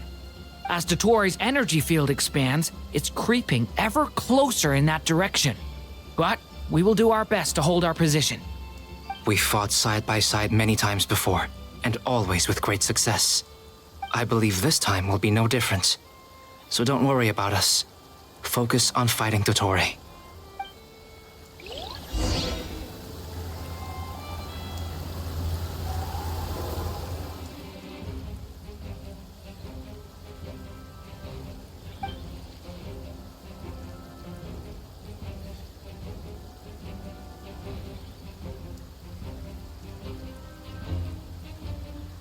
Here they come.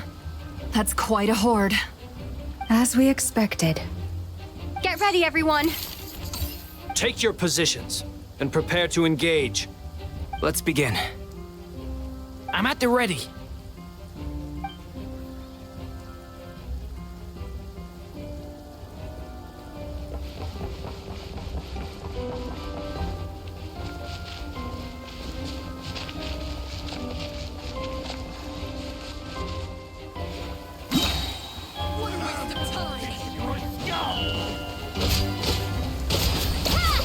The long sleep beckons. Another one. Fine. Observe.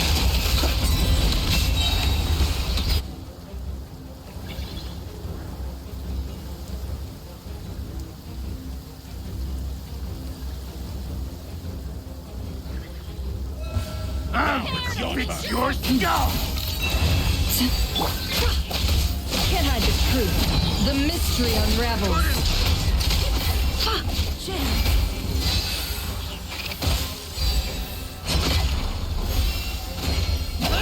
It all adds up. These creatures cannot stand against us. Oh, fighting talk. Just don't let your guard down. That goes without saying. I'm hardly the risk taker in this group. Excuse me?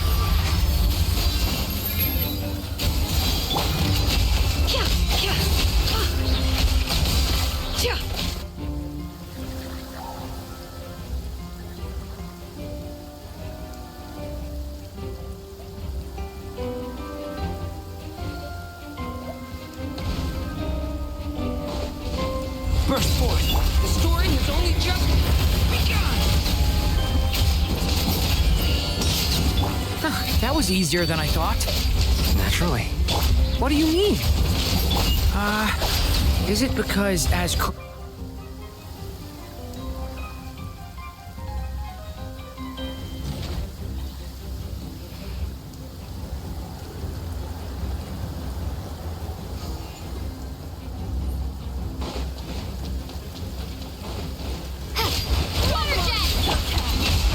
Within. Let's see what you're made of. Beware the creatures of the night. Close your eyes. People have always used fire to drive away wild beasts. Wouldn't a lantern work just as well? You read my mind, my dear friend. I was just about to say that. All right then, dear friend. Bring the light!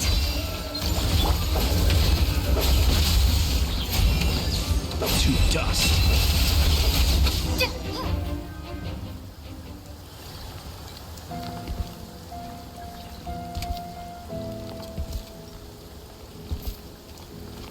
You're looking well. I trust you've had a good couple of days. Dottore. It's actually a good thing, in my view. If the subjects of my experiment were to die prematurely, it would throw quite a wrench in the works. And so, I must thank you all for your resilience. We are no longer on the same level, but you are nonetheless worthy of my respect. A creator god should be merciful and gracious after all. And in any case, it is only right that before I end your lives, the world is informed of the arrival of their new god.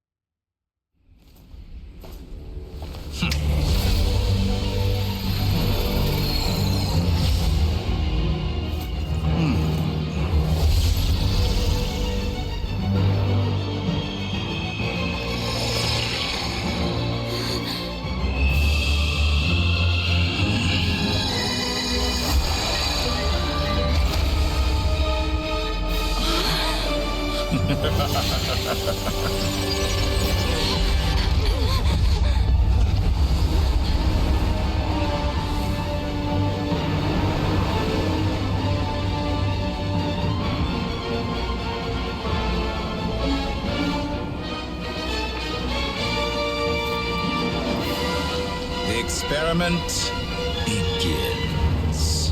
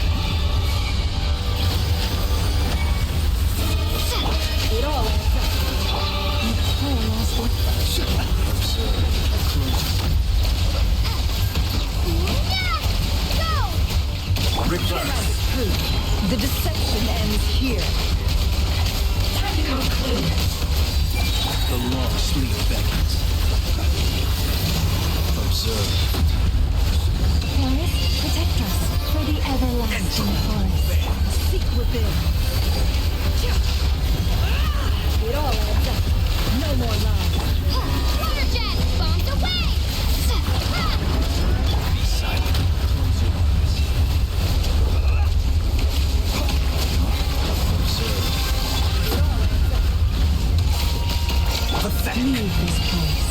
With one heart, we pray. Archon!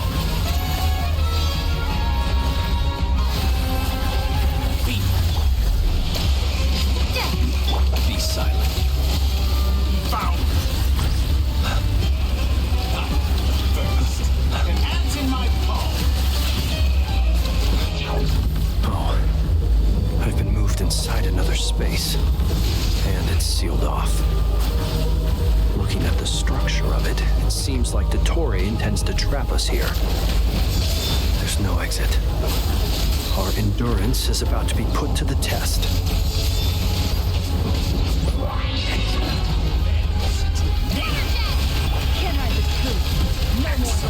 You barely managed to touch my level.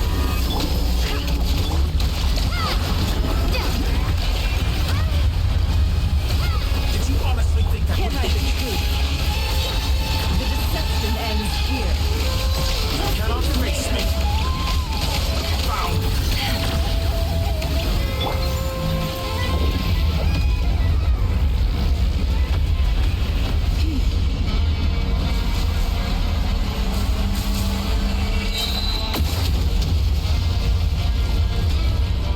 Moon's remnants fall.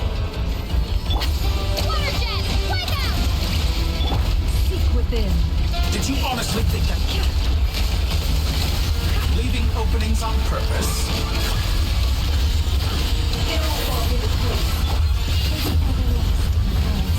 You pull us land. Tell me, where will you try scurrying off to next? Looks like Dottore has opted for a divide and conquer strategy. But we will not allow him to triumph. Now, I shall pray for our victory.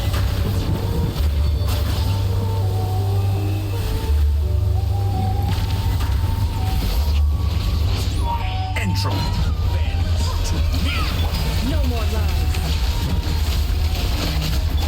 Such a simple attack, and you're already struggling.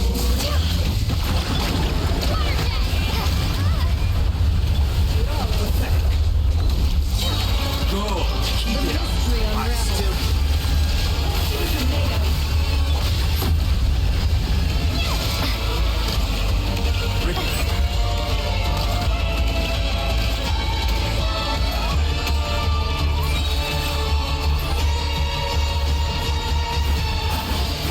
Moon's remnants.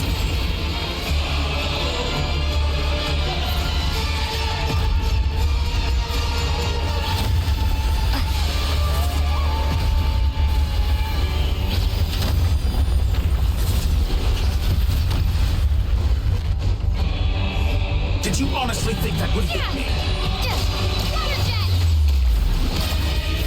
Be annihilated, that which cannot stand against me. What's this supposed to be? A knockoff version of the space Columbina got trapped in? There really is no way out. We'll see about that, Dottore.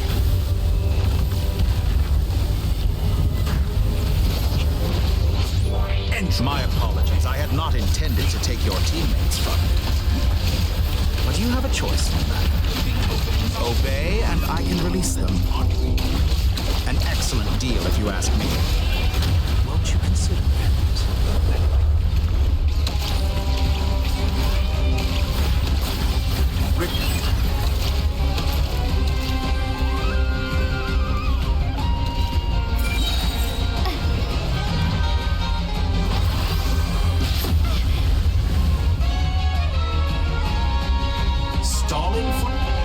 I'm aware you've been working on some little tricks to surprise me with, but it appears that none of them have come to fruition.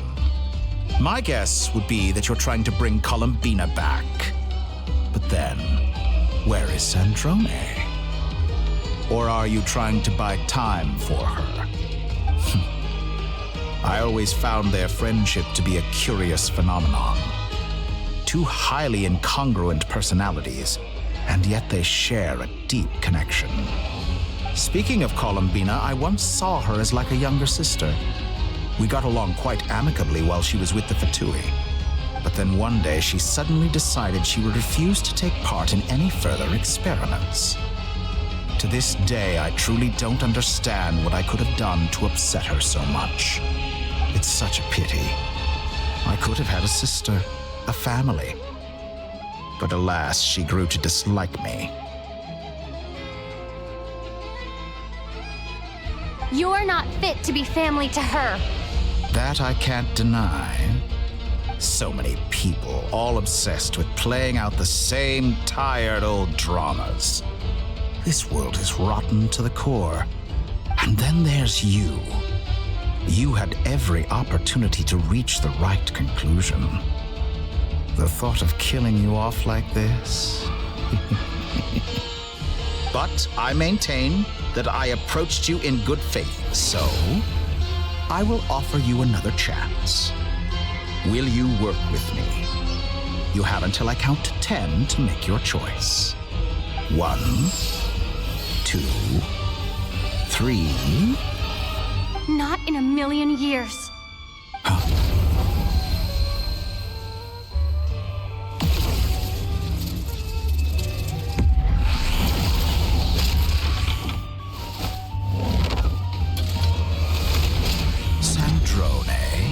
What a pleasant surprise. I didn't think you'd join us all the way up here. You're as sick and twisted as ever. Don't fool yourself into thinking anyone's grateful for the chances you're offering them. Sandrone, the formula hasn't finished running yet. Funnily enough, I was just discussing a collaboration opportunity with the Traveler, and then I see you, who I must say is a good example of an opportunity gone to waste. Gone to waste? I said that everyone would get one chance, and you've used yours to march right back into the lion's den. So yes, it's an utterly wasted opportunity. And what makes you think I believe a word that comes out of your mouth? I was planning on disposing of your little formula after wrapping up more urgent business here. But since you've taken the trouble of serving it to me on a silver platter, I can simply bring it forward in the schedule.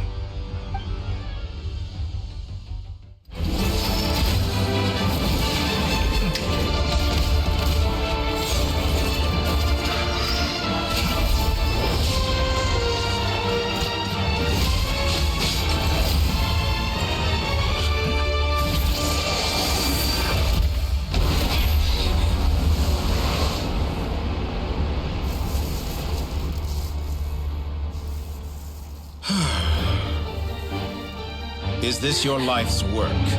This piece of trash?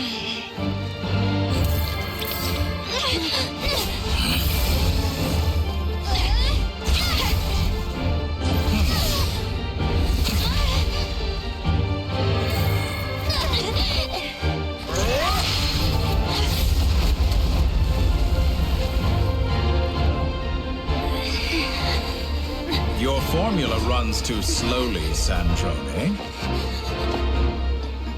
You put your hope for success on others instead of fighting dirty. That is why you have failed. Now, whom should I slay first? Any volunteers? No one? How nice of you to leave the decision to me.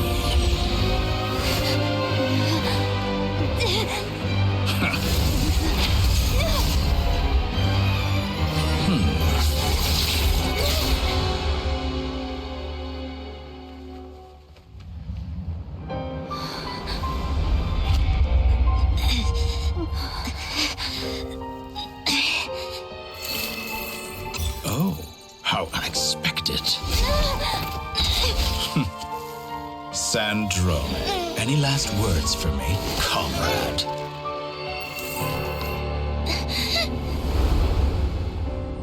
Is there anything you wish for?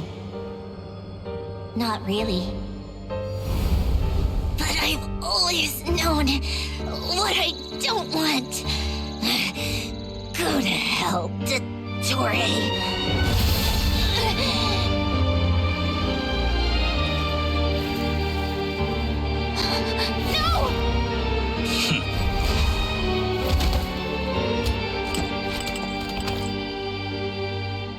And now, you have failed.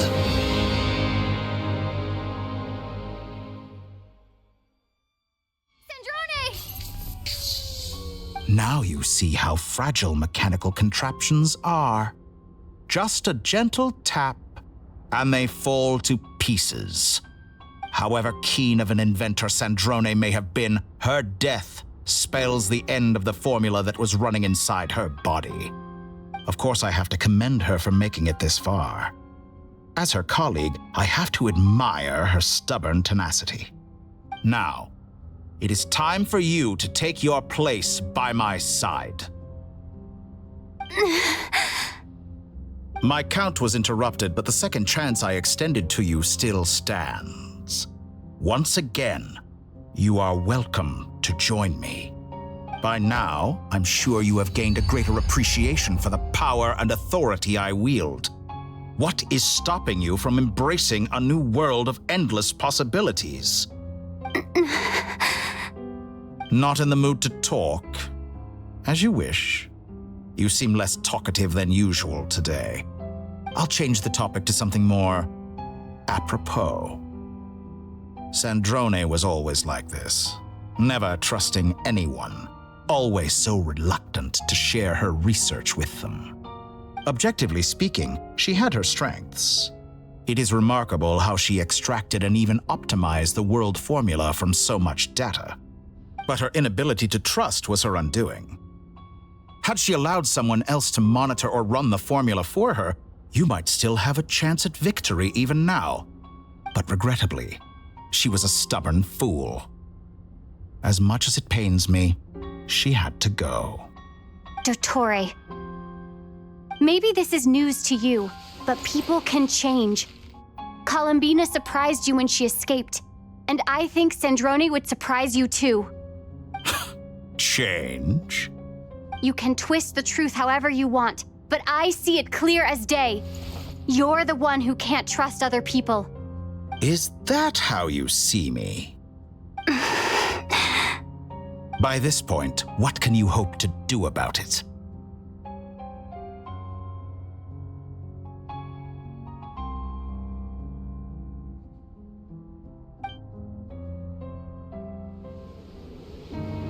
It is pointless to fight on. You've already lost. Wrong. You can't win this, Dottore.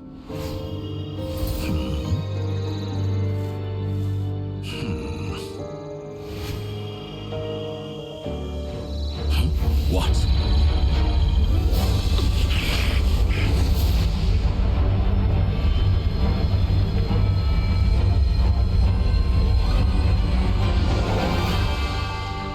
My formula can get us 90% of the way. It will connect you to Columbina. Then, I will bring the formula's output to the Traveler's side. For the last 10%, do whatever it takes. Just bring the moon down.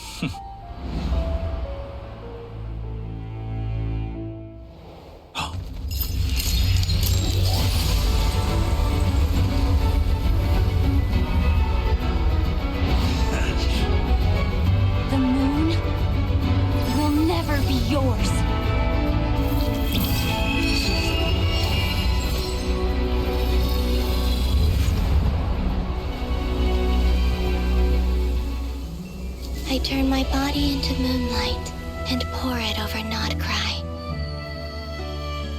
My soul, I leave here to inform my future friends. Lastly, I will hide the Trilune Authority within the Frost Moon. And when my body, soul, reunited. Finally.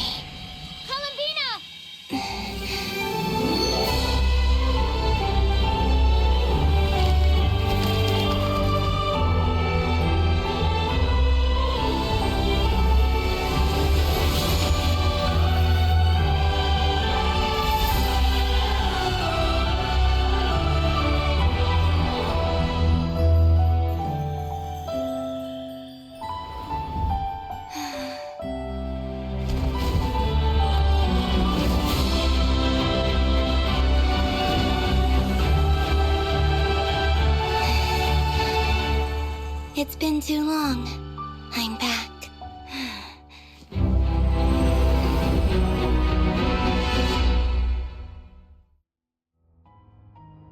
Stay focused on the battle, Traveler. What a touching reunion. Though I personally find myself repulsed by the sight of weaklings huddled together for warmth. Now you're quite finished patting yourselves on the back. Show me how long you can struggle before you drown. Watch out, Columbina! He can manipulate space itself! I know. Wait for the right moment. We'll strike together. Moon's remnants fall. Good. Keep it up. I'm still collecting data.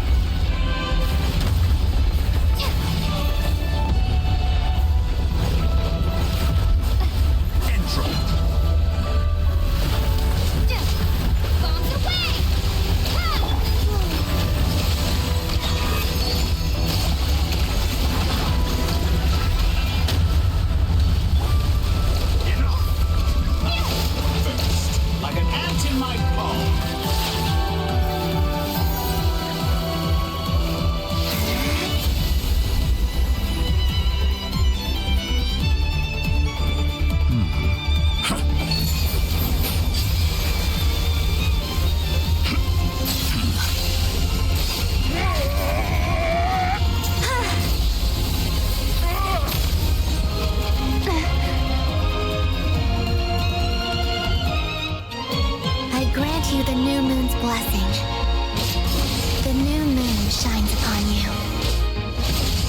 Growing weary of your stuff.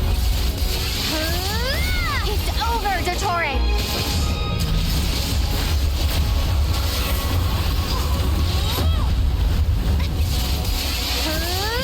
Time to pay for your heinous crimes! No longer must the world cower in the cold night. Our future is not yours to command!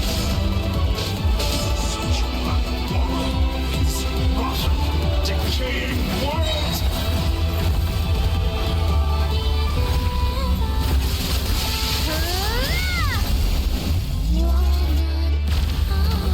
Only I can.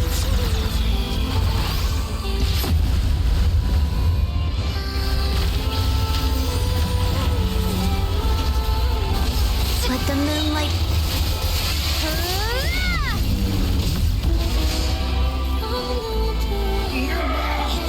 So close. I'm so close to the new world. Never left.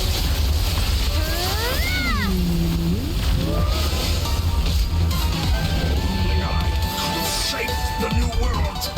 Only I.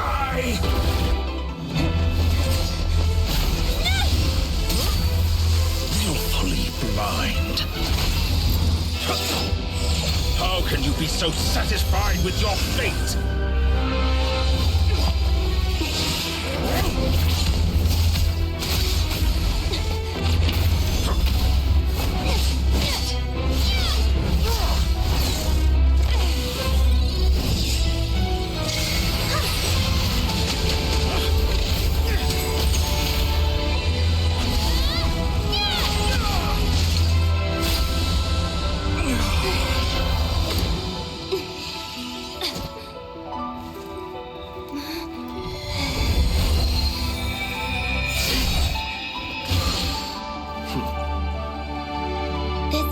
Was never about fate. It's about friends, family, And the home you stole from them. So dull. Only the weak rely on each other for comfort. You shall see. Once I transcend fate, you will be nothing but fodder for my grand experiment! That will never happen.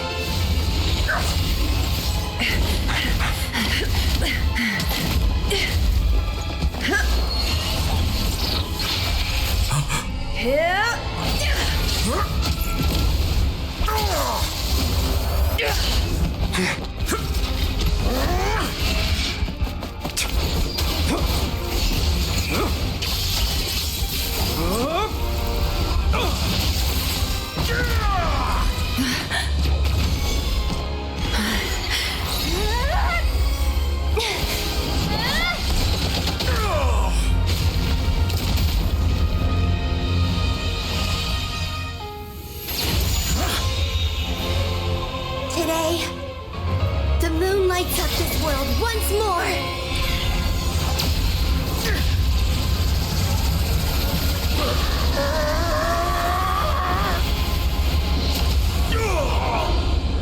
This loathsome world.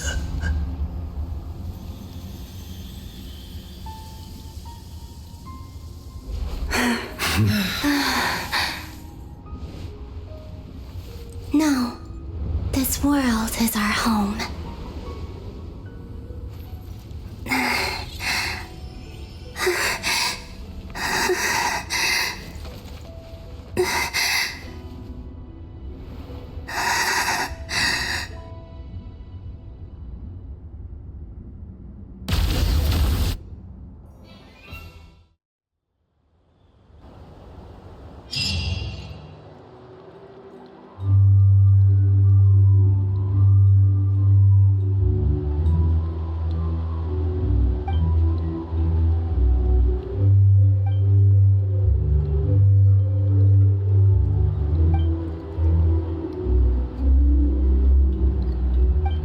No, you're doing it wrong. The moon looks like this now. What are you drawing, children? The new moon, Mom. It looks different than before, doesn't it? Also, can I go buy a sugar sculpture today? Please? Just one? All right. I suppose today is a special day after all. Almost like a festival. Extra, extra! Get the latest Nasha Express here! Post-disaster report! Nasha Town reborn beneath a new moon! The voyage begins today! The future looks bright thanks to the League. Want a copy? I knew things would be different, but I didn't think that would include the moon. They say a new moon goddess has been born. A new moon goddess? Who's saying that? The Frost Moon Scions? I guess so. I'm not too clued up on the details. As far as I'm concerned, the moon's still in the sky and it's business as usual. Hey, since we've come all this way, shall we grab ourselves a free meal while we're here? Are you a convert now? Or are you just here for the free lunch? Oh, come on, what does it matter?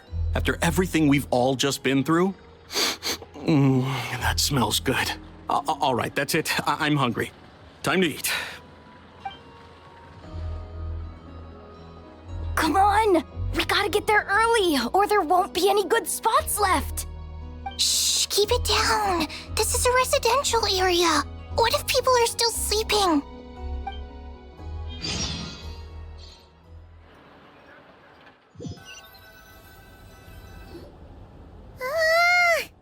Why is it so noisy outside? It's okay. My mom was pretty much awake anyway. It's been so long since we last had a chance to relax, huh? Feels like time is moving slower than usual. What about you? Did you rest well?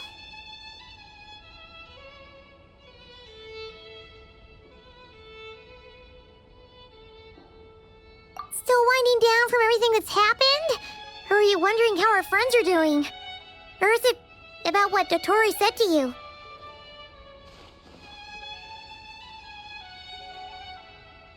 Okay. if you say so. But don't push yourself, alright? Let Paimon know if you need to talk. What we just went through was a lot. It's totally normal if you need some time to get back in your groove. Luanatar disappeared after Columbina came back. Apparently, she was part of Columbina's soul or something.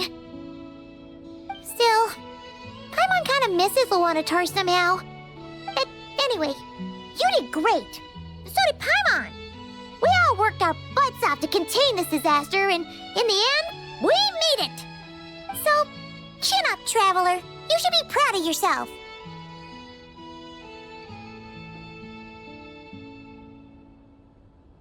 Hey, don't poke fun.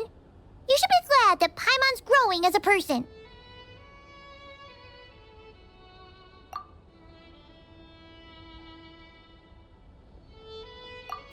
Paimon didn't think you'd mention it. You have no idea how anxious Paimon was. She was worried sick about you. Well, if you really want to show Paimon you're sorry, you're gonna need to make it up to her. You better be ready to splash out on a lavish meal.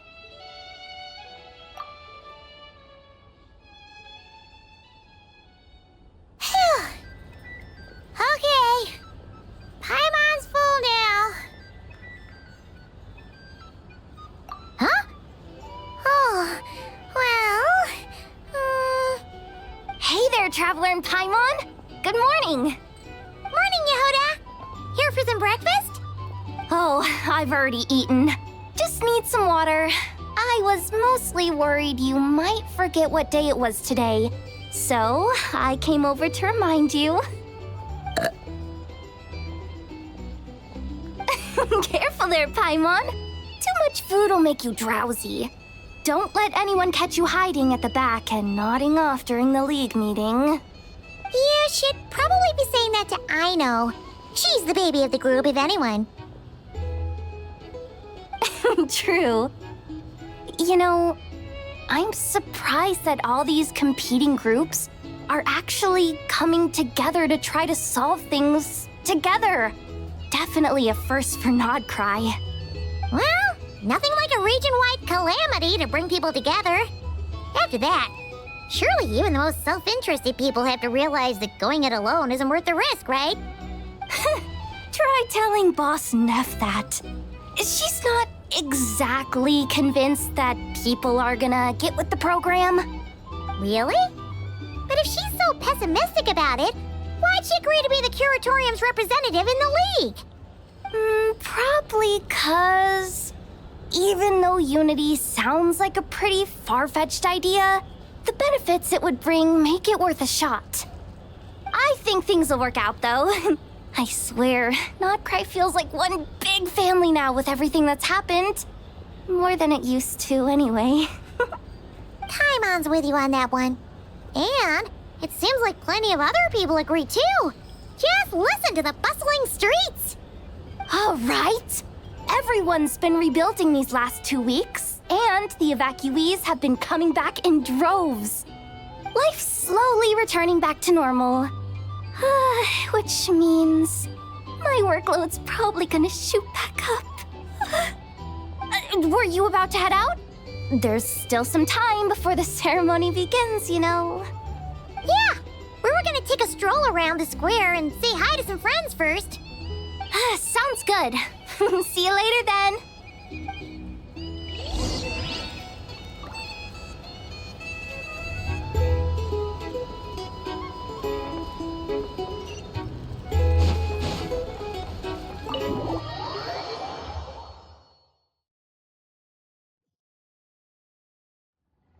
Please accept today's boon.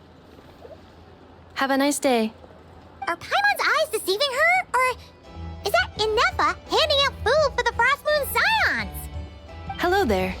Would you like a feast of the moon along with some snacks of the day?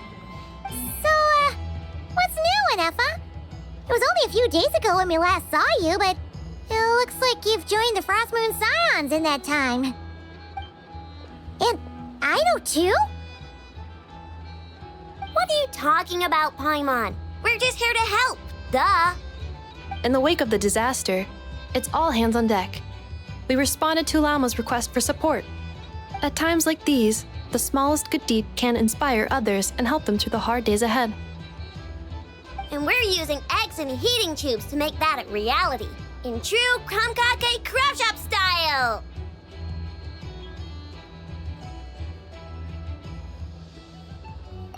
Enough! Did you hear that? The Traveler said I did good. The Traveler! That's because it's true, I know. Proposal. If you can resist eating today's dessert, I will provide you with compliments too. No way! Well, that proposal got shot down quickly. I need something to get me through the hard times too, you know. Mom! Yes, dear. Go right ahead. Excuse me. Could I take a photo with the robot lady? She helped us get safely out of Notcry, and she helped us get back home too. She's the best. Of course she is. And since I'm the whiz kid who built her, that makes me even better than best, right? But you stole my snacks though. Oops. Shall we move to the open space near the center?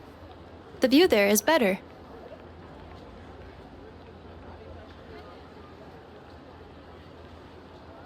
Thank you! Aren't you the better pick for this job, Flint's? You underestimate yourself yet again, Master Ilua. Not at all. I rarely come by Nasha Town. I don't know any of the big shots here. All in good time. Socializing is a step-by-step journey. But you're much further ahead on that road, aren't you? You're not seeing the full picture. You know the truth now. My friends do not understand my habits. There is no question about it. The Lightkeepers need a representative in the League, someone who is upright, cares about other people, and can realize their self-worth through group action. You say it like you wouldn't make the cut. I am most flattered that you think I would. Sigh a little less, Master Ilua, and have more faith in yourself. All the Lightkeepers agree that you're a very promising young man. That is precisely why Starshin and Nikita felt safe delegating such important work to you. I'm sure we all also agree that we would sooner die of dehydration than manage to wrangle anything out of you in a discussion. My apologies. I am not in the habit of bringing water with me when I go out. Whatever. I'll take the job. By the way, who else is part of this? Oh, it's quite the who's who of Notcry.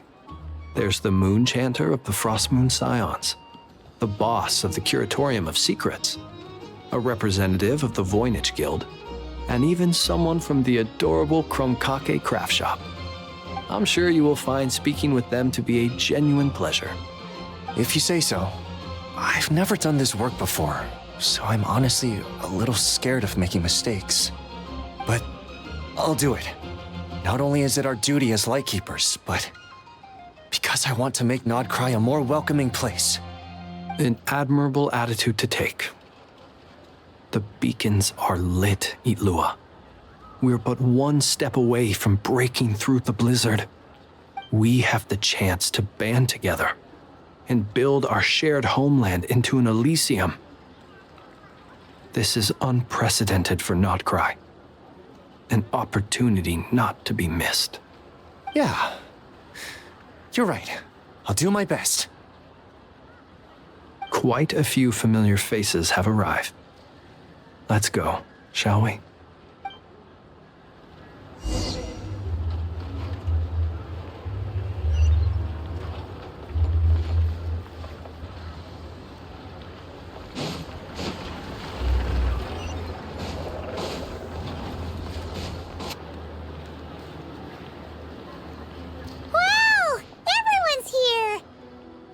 You seem well rested.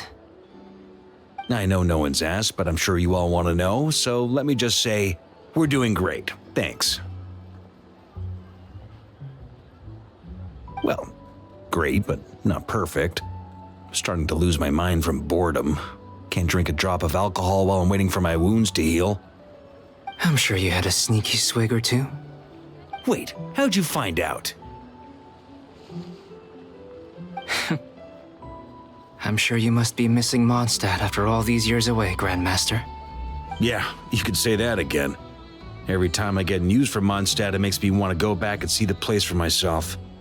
Honestly, once things are wrapped up here, I think it'll be time to head back home. Hey, looks like someone's taking the stage. Can everyone see okay? Anyone need a boost? I'll just listen from the back. It's fine. You're taking this pretty seriously, huh, Durin? Well, it's not every day that I get the chance to see how people speak in official settings. Soak it up like a sponge. I'll make sure you get a chance to practice for yourself later down the line. Actually, I know just the thing. You can debrief the Knights of Favonius for me. Mr. Varka, are you forgetting that I'm not a Knight of Favonius? I can knight you. Any particular title you'd like? Is he joking? I really can't tell. You'll have to figure this one out for yourself. It'll be a good learning experience. It is my honor to host the opening ceremony for the League, and to have this opportunity to speak to you all in my capacity as Voynich Guild representative.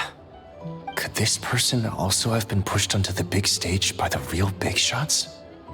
Guess I'm not the only one then. We come here today, having weathered the trials and hardships of yesterday, and having learned from them the importance of unity and cooperation. All right, here we go. Uh-oh, looks like Aino's off in Dreamland already. Wait, Boss is looking kinda drowsy too. What's up with her? Come on, get this speech over with already. Nodcry is our home, the land we rely on for survival. And as we chart a course for the future, may we persevere through the storms ahead as we sail towards a new era of prosperity, freedom, and hope.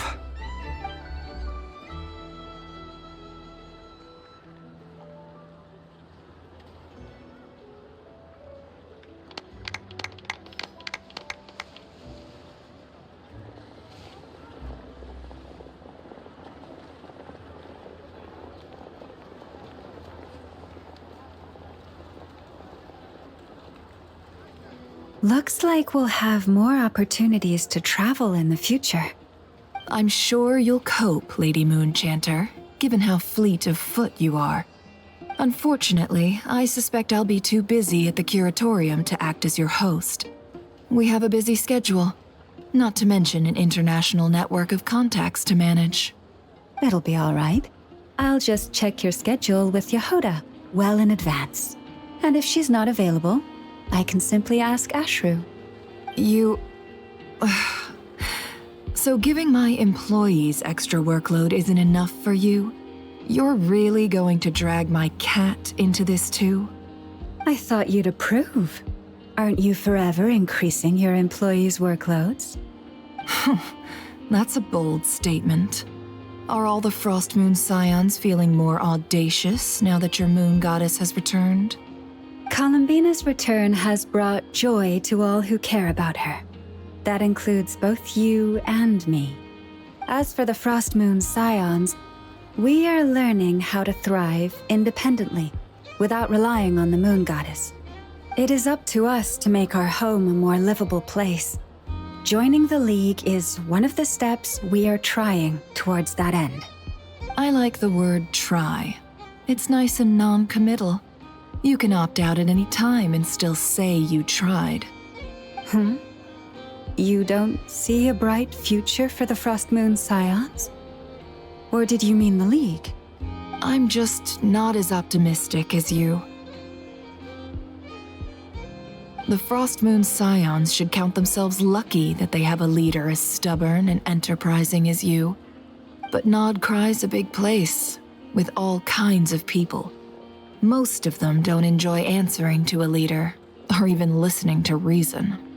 Well, that's where you and your methods come in. Unless the Curatorium of Secrets is only here for appearances. For now, yes. And that won't change until this venture becomes worth my while. What would make it worth your while? Getting out more than I put in. Right now, I'd barely break even, but I'll grant that it's a good start for Nodcry. Then maybe it's worth a try. All right, you can stop now. Or do I have to join the Frostmoon Scions before you'll get off my back? You'd be very welcome to join us. Hey, you two! Congrats on all your hard work! What are you chatting about? Nefer was trying to dissuade me from adding to her employees' workload. Also, she's considering joining the Frostmoon Scions. Sorry, what? Your conversations are always the most interesting.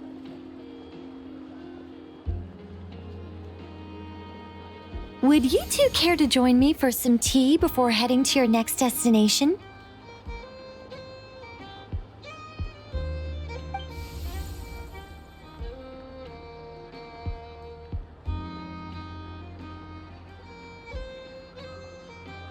Nicole? Wait, where are you? Aren't you gonna show up today? Sadly not. I'm otherwise occupied right now. I'm sorry, Paimon. I can hear how disappointed you are. If it's any consolation, let me say that how things appear on the surface is a far cry from what they are at their core. Perhaps you'll feel better if you focus on the fact you have a special line of communication with the great mage herself.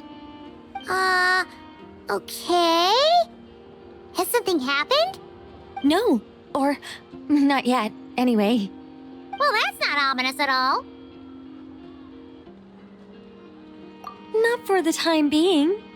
Just think of this as a general check-in to make sure this communication system is still running smoothly. Besides, it's good to chat once in a while if we want to maintain our friendship. You could have just said so. Haven't got all worked up for nothing. Still, the best friendships are built through face-to-face interaction, you know. It's never gonna stop being weird having tea with you when you're not there and just talking to thin air. All right, fair point. I'll bear that in mind for next time.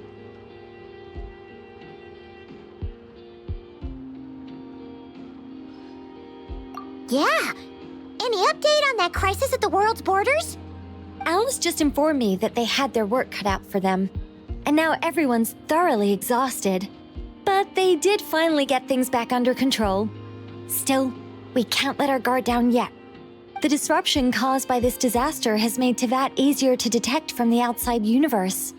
She plans to wait for things to stabilize, then reschedule her Mondstadt vacation plans. As for me, I agree with Hat Guy's perspective. This is a time when many new variables are emerging, and the situation is changing constantly. Plus, most of this change is for the worse. We have to remain vigilant and ensure that the embers of chaos are not rekindled. I did notice that the energy in Nodcry changed somewhat after the War of Funerary Flame, but since it was still aligned with the Light Realm, I never gave it a second thought. It looks like I'll have to examine the connections between phenomena I observe more closely in the future. Just doing my duty. It's more or less second nature by now. Of course. To give you the full picture, I'd have to start with the substance from which angels were formed. Never mind. Paimon's right. Showing off my knowledge would be much more satisfying in person. By the way, you did receive the gifts from the Hexen Circle, yes? I'm not trying to claim credit or anything, but my pride demands that I at least mention it. They're quite similar to the protective talisman that Alice gave Dory, but with some very special enhancements. Oh! So that's what kept our friends safe when Dotori trapped them. Indeed. We went to great lengths to make sure they were invisible to his eyes.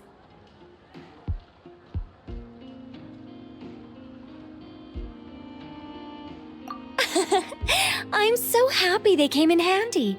Still, not fishing for gratitude, by the way. I just want you to be aware that sometimes your friends may be protecting you in ways you cannot perceive. Anyway, I'll contact you if anything else crops up. If not, you know what they say, no news is good news. Oh, my angelic instincts are tingling. They say you should head to the docks next. Your friends are about to board their ship home.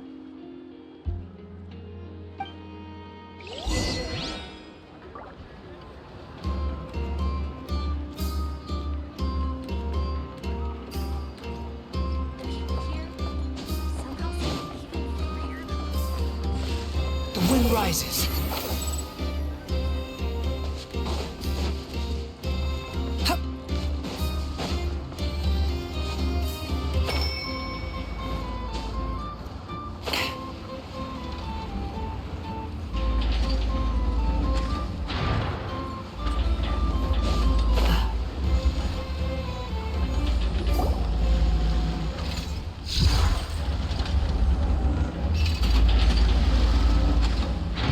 You're here. You're here too, Hat Guy! Are you heading back together? No. I'm bound for Sumeru, and she for Fontaine. We just happened to cross paths at the harbor.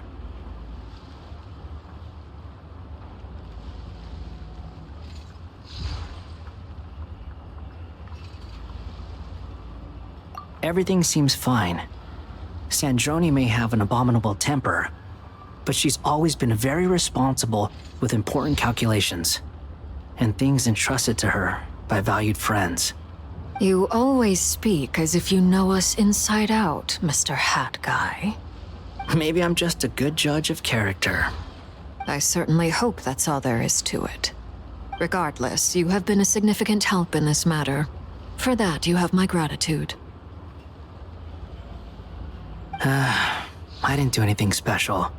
Sandrone's the one who completed a seemingly impossible formula and turned the tide of the entire battle, even giving her life in the process. She's the one we should be thanking. Even we were unaware that Sandrone had hidden the real formula inside Polonia's body. She managed to fool Dottore into thinking the formula was running in her system by installing an identical-looking decoy within her. She probably realized that she didn't have the strength to stop Dottore. But this way, she could at least get him to lower his guard. She always worked like that. Always had a backup plan.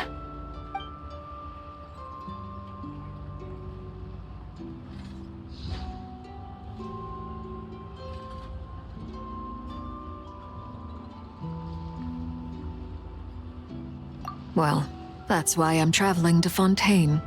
She made a request of me long ago, and the time has come to fulfill it. Think of it as her will.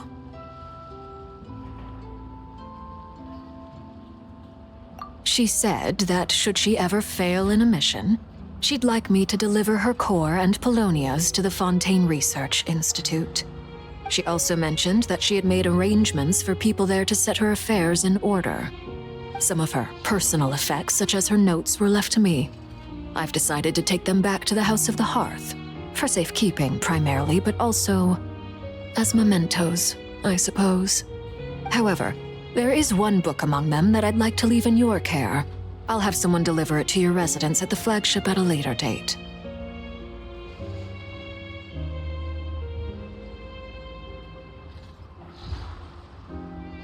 No. I was specifically warned not to tell her. This is her last wish, and I will abide by it. I can only hope so, but none of us here can know for certain. I bade farewell to Columbina earlier today. As promised, she turned the iridescent moon's marrow over to me. She spent a long time with Sandrone's body, saying her goodbyes. Oh.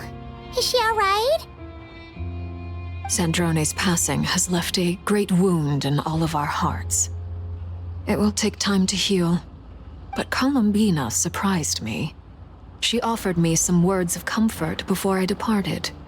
Despite being grief-stricken herself, she showed an awareness of the feelings of others around her. She never used to act like this. Clearly, she has grown. And I suspect that we have you to thank for much of the change we are seeing in her.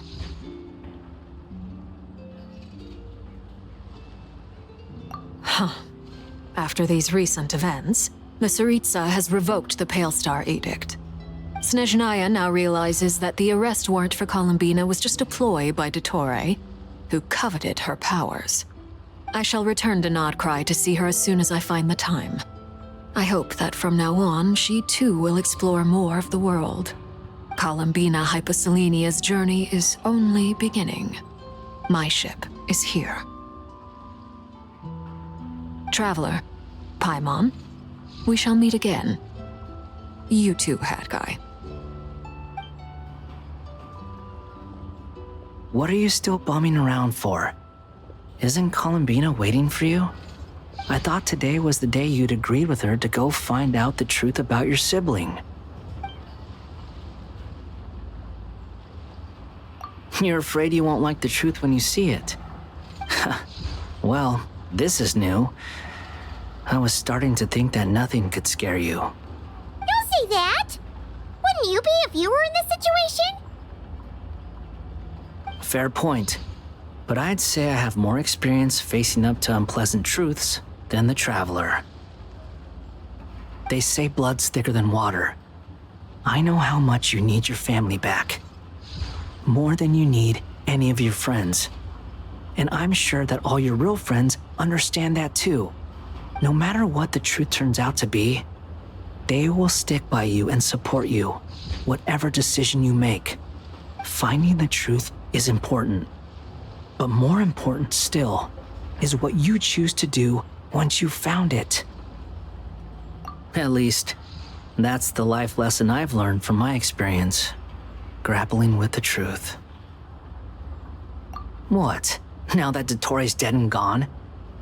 A little, I guess. But it hasn't solved everything. Maybe I regret not getting to end his life with my own hands. Or maybe it's something else. But for whatever reason, I still feel like I have a chip on my shoulder. Either way, I'm going back to Sumeru. Lesser Lord Kusanali is gonna need help dealing with all the chaos Dottore left in his wake. Not just from this incident, but everything he did in the past, too. You should continue with your journey, as you've always done. Who knows? Maybe we'll meet again someplace else. What should we do now? If you want to explore a bit more to steady those nerves, Paimon's game! After all, when Columbina said she knew where your ship was hidden, Paimon promised to give you two some alone time with the truth. It hasn't been all that long since we were last apart, sure, but with Columbina there, Paimon's sure things will be just dandy. Ain't no biggie. Paimon might be all about that food and fun, but she knows how to do right by people. Paimon's sure you'd prefer to digest the news about your brother in peace. But, no matter what you see, just know you can share it with Paimon. Of course, as long as it's not super private. If you can't make sense of something, let's give it some thought together. And even if we both can't figure it out, Paimon can at least treat you to a nice meal.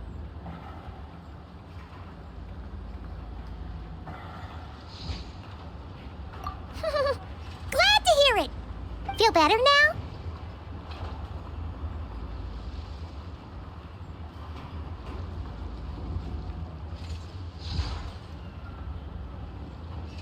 Alrighty! Next up, time to meet with Columbina!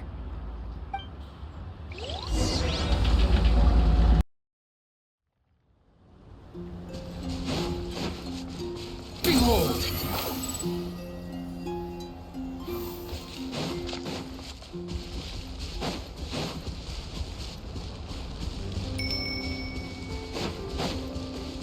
The wind rises.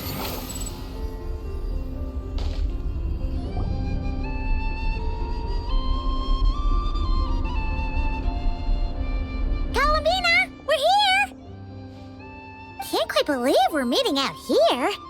We've gotten used to walking over to Silver Moon Hall whenever we go see you. Well, you're still welcome to go there whenever you want to see me. It's just, now that it's all over, I've decided to make some changes. Try and fit in with the Frost Moon Scions, like Llama suggested.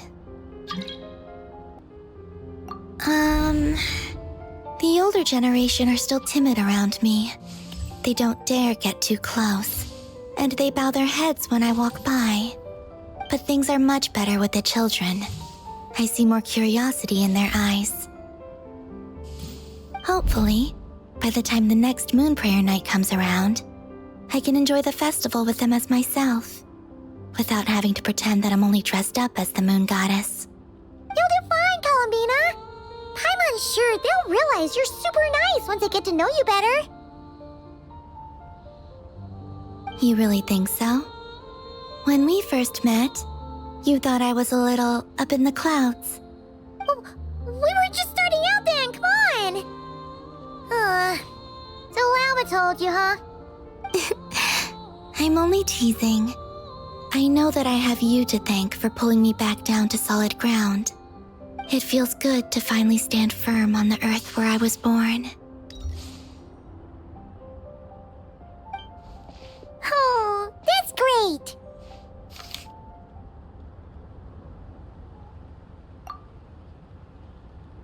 Thank you. I'll make sure not to lose it this time. Well then, are you ready? Ether, what happened to our spaceship back then? Why did you leave? It's time to learn the truth at last. I'm ready as I'll ever be. Good. Then let me open the way for you.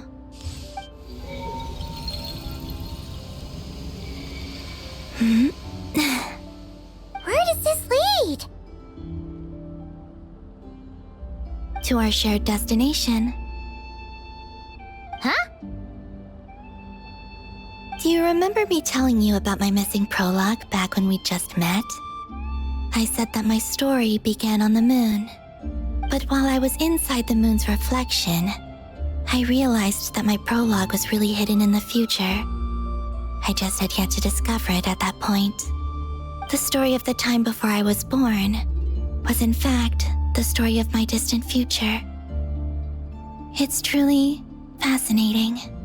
But when I obtained the Trilunar Authority and returned to our present reality, I sensed something I hadn't expected. Your prologue. So you mean... Yes, your spaceship. All this time, it has been hidden on the Frost Moon, which lay beyond the sky. The great ruler of the firmament. The heavenly principles. Wait, them? Why would they do that? I don't know. Perhaps your ship contains something that is incompatible with Tevat. Or something that cannot be known. Oh, did I pick a bad time to say this? I know it must have been hard to work up the courage to do this. Maybe I should have waited until you were on the moon, with no chance to back out. That would have been kind of mean, you know.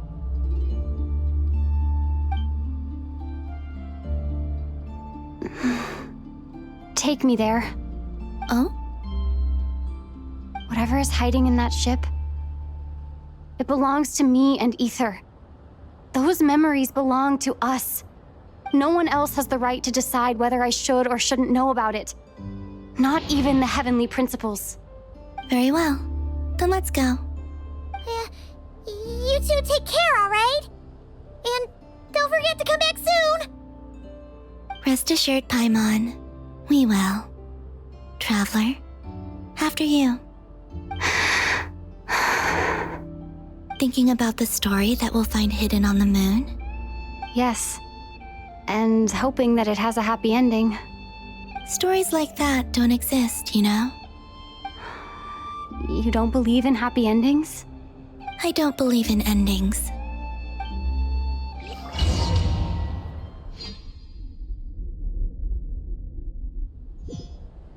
Where am I? This is the pathway I built between Teyvat and the Frost Moon. The moon is very far away from us, so it could be a long journey.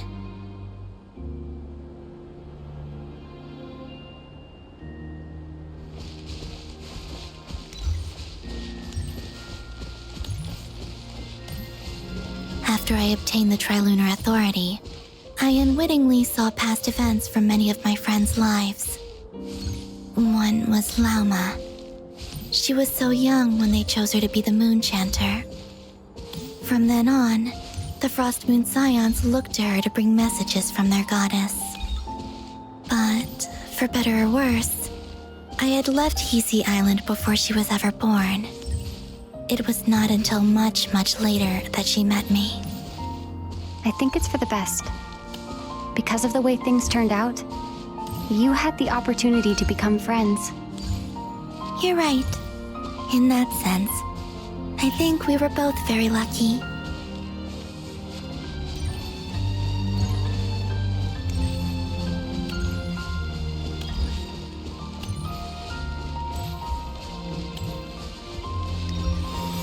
Oh, and about that mage, Nicole. I only recently learned that she has lived in Teyvat since the time of the Three Moon Sisters. The Moon Goddesses always had a good relationship with the angels. I suppose our friendship continues that tradition.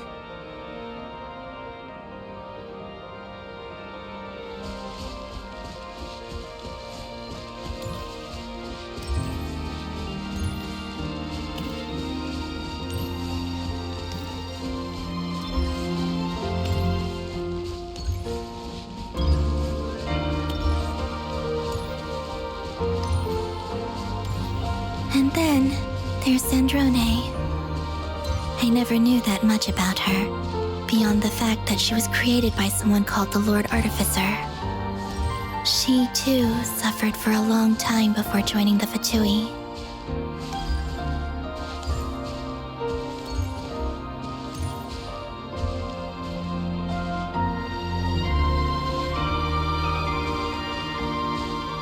How I wish I could talk to her again. Even if only to hear her say nasty things to me.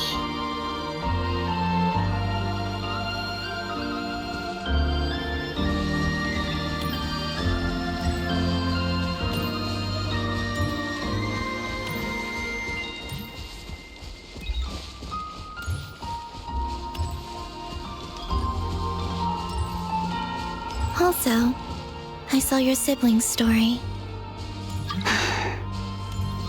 I'm afraid I didn't see much. It seems that he rarely came to the surface where the moonlight shines. But I did notice that back when you first set out on your journey, he would often appear nearby, gazing at you from afar with a guilty look in his eyes. Ether. Let us speak no more of the past. I probably shouldn't reveal so much about my friends. It's not my place. Let the moonlight carry us forth.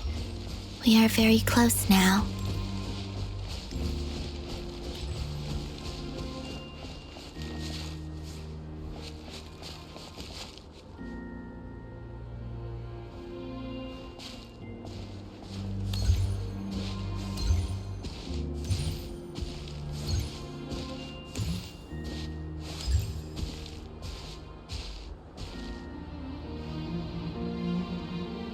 After this, I'd like to bring some Kuhenki to the moon as well.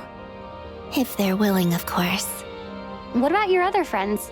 Will you bring them to visit too? Certainly. But I'll need to tidy the place up first. This home hasn't received any guests in a long, long time.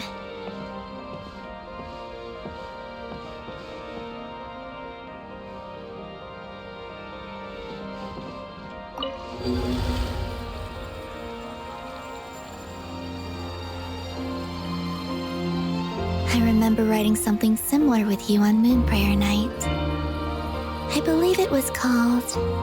Dodoko's Whirligig.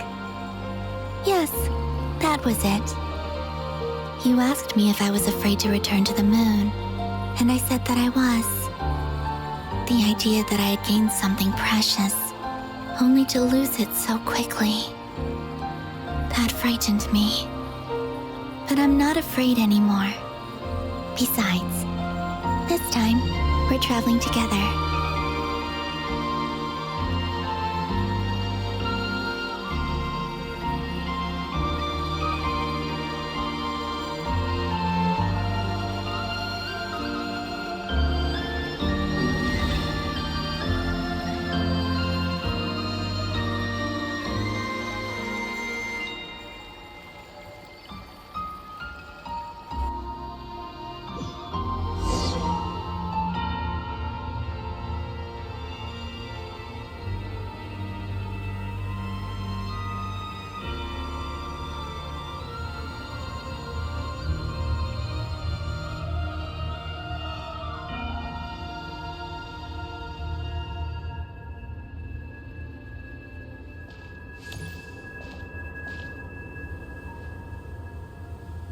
We're here.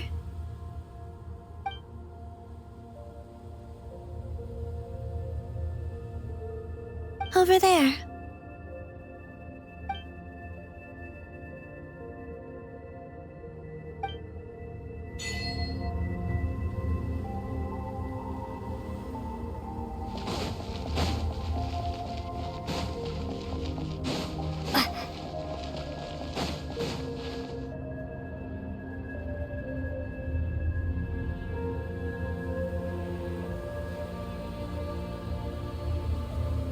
Our spaceship. It's huge. I suppose that the moon is the only place one could hide it. It'll be all right. Huh? The way you feel in this moment, I went through it too, on Moon Prayer Night. The door was right in front of me, but I struggled to find the courage to step through. Solitude for me once meant living a life in which even I was absent. Before I met you, that was the only life I knew. But that night, solitude meant throwing away the life I had gained after meeting all of you. Columbina. Go. Retrieve the part of your life that was once lost. Trust me, you will lose nothing by doing so. Look, Tavad is right there. All of our friends are down there, waiting for us. You're right. Thanks, Columbina.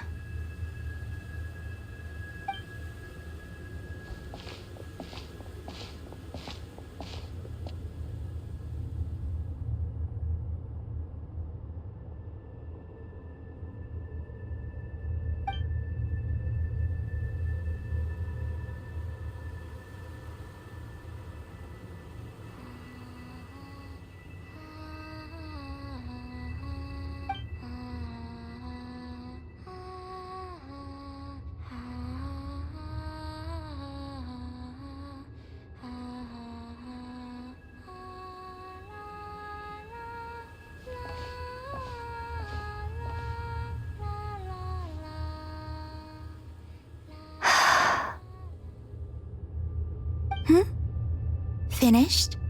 Yeah. Why did you take your eye mask off?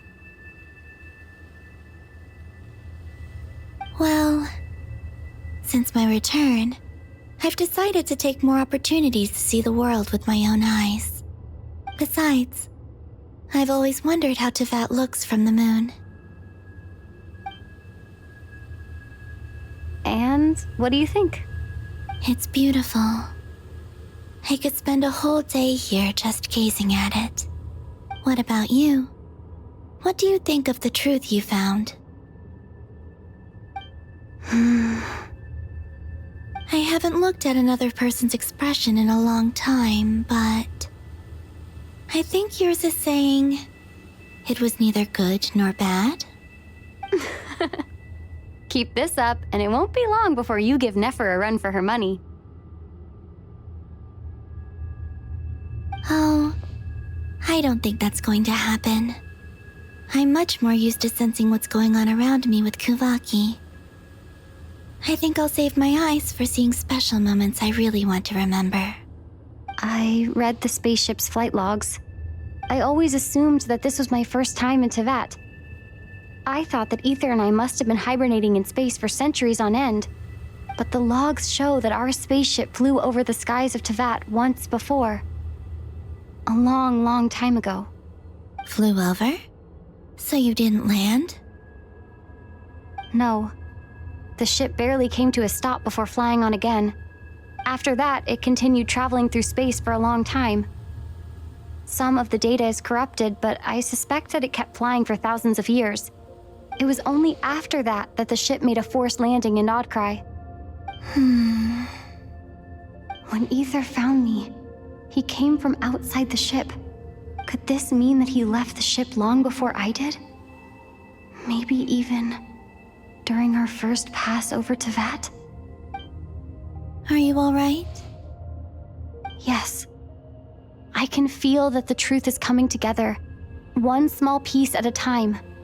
I remember Ether telling me that when he first arrived in Conria, he could not recall the past. So this might be something that even he doesn't know. Here, I made some space for you. Your mind must be racing, and this seems like the perfect place to relax and clear your head. Oh, wait, there's one more thing. What is it? Wait here a moment.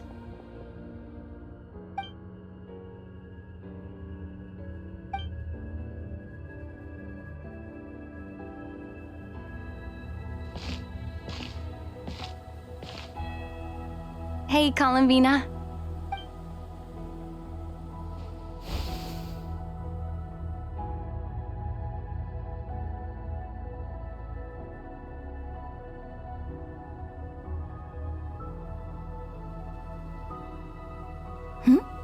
Is that a new outfit?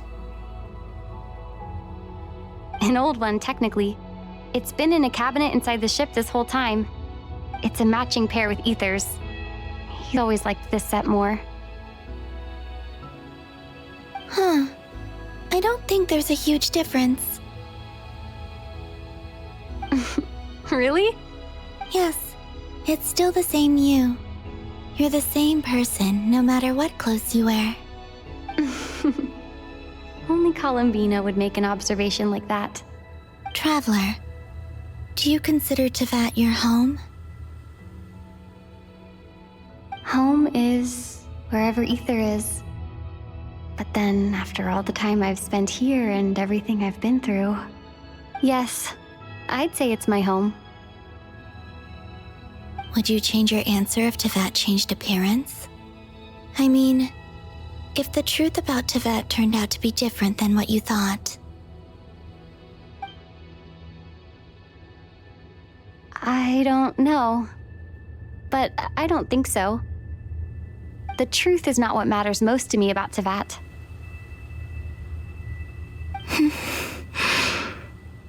When I was first born, I longed for a home. And when you get something before you're mature enough to understand the world, you just take it at face value. I thought that a home was a transaction. You give me what I want, and I'll do the same for you. But you and your friends taught me what a true home should look like. You never asked for anything, yet you gave so generously to me. That's because your friendship matters to us. It was worth it. In the past, I thought that my birth in Nodcry must have been a mistake. But after journeying to the distant past where the story began, I realized that it was I who chose Nodcry to be my future home. Now, I am glad that I made that choice. I'm sure your friends are just as glad. In fact, I intend to make the same choice today as I did back then. What do you mean? Well, I've given the Eternal Moon's Marrow to Lauma, and the Iridescent Moon's Marrow to Arlecchino. And now, I shall return my Kuvagi to Nodcry again, that it may continue to protect my chosen home. Wait, but what about your body? Oh, are you worried that I'll disappear again? I won't. Not this time. The frost moon has now entered the fall sky, and I am the Trilune goddess. I am only returning to not cry the part of me that it needs. I am giving what I can, because my home is worth it. Oh, and I have something for you, too. For me? Yes. Come closer.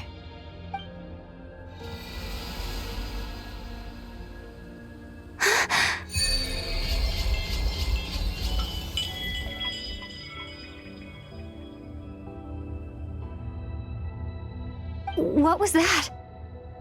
I lifted some of the restrictions this world placed on you.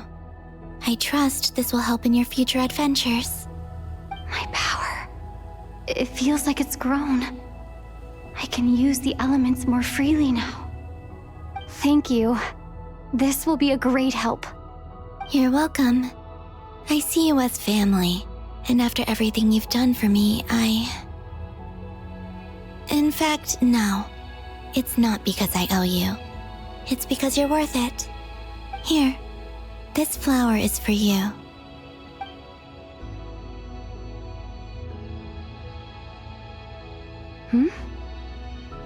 Isn't this a moon prayer blossom? Yes. Don't worry. You will never see these flowers lose their color again. I'm finally discovering the joy of giving. How I wish I'd learned this sooner. Hey, better late than never. What are you thinking about now? Why don't you take a guess? You get 1 shot.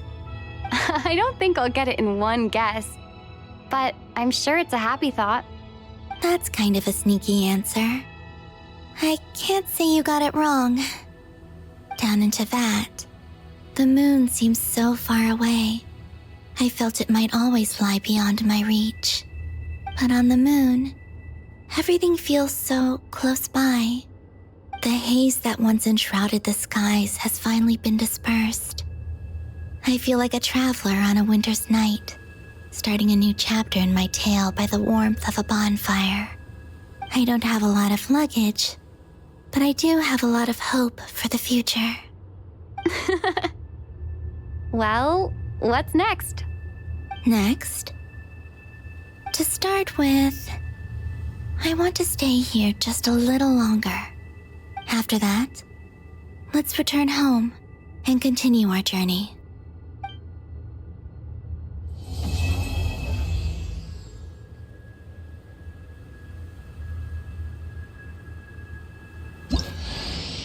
These clothes bring back so many memories.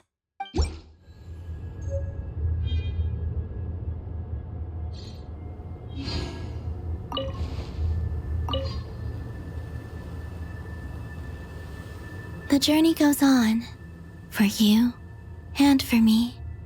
Like I said, this is not the end. I don't believe there has to be an ending. Oh, is that your next destination? Most people would probably tell you to pack some warm clothes. But I experience things differently than most people, so I can't know how cold it is. In fact, it is home to quite a wondrous heat source. I think they call it Kreshnik's torch. Every city in Snezhnaya is built around one of those. I sensed the energy it gave off as I was passing by on a railway train. It felt grand and distant. I also recommend the Korolievsky troupe in Snezhnograd. They give performances quite regularly, and entry was free for harbingers. I liked them a lot.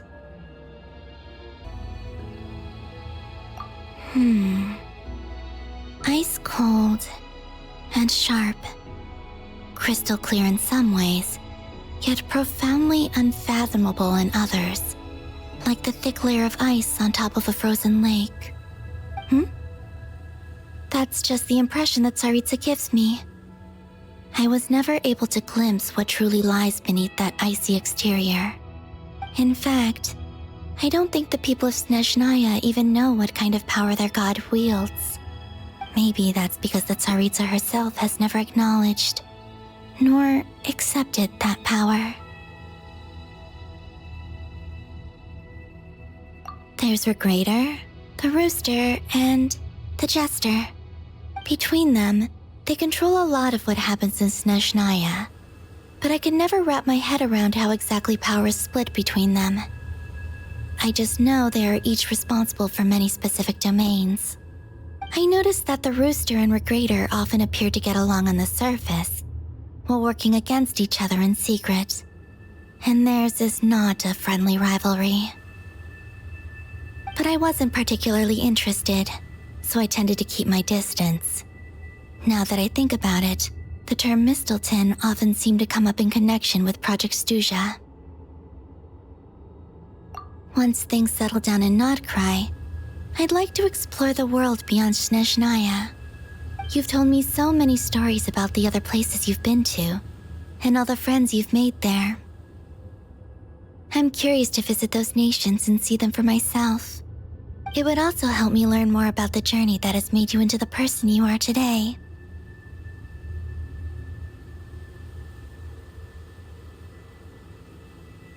Okay. As you continue on your journey, don't forget to gaze up at the moon once in a while. It is, after all, no longer an illusion. It shall cast down its true moonlight, connecting us in truth.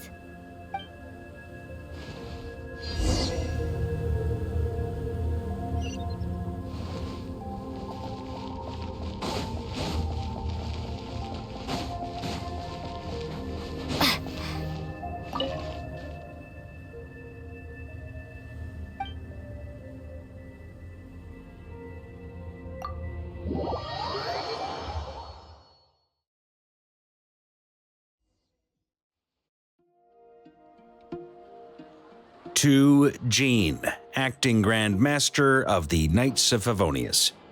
This preamble is such a pain to write. It's probably high time we got rid of this acting business. I trust that Dern has updated you all on recent events. Hope we didn't worry you too much. The good news is, we managed to come together and put a stop to the Doctor's evil schemes. With that, I think it's safe to say that Notcry is finally out of the woods.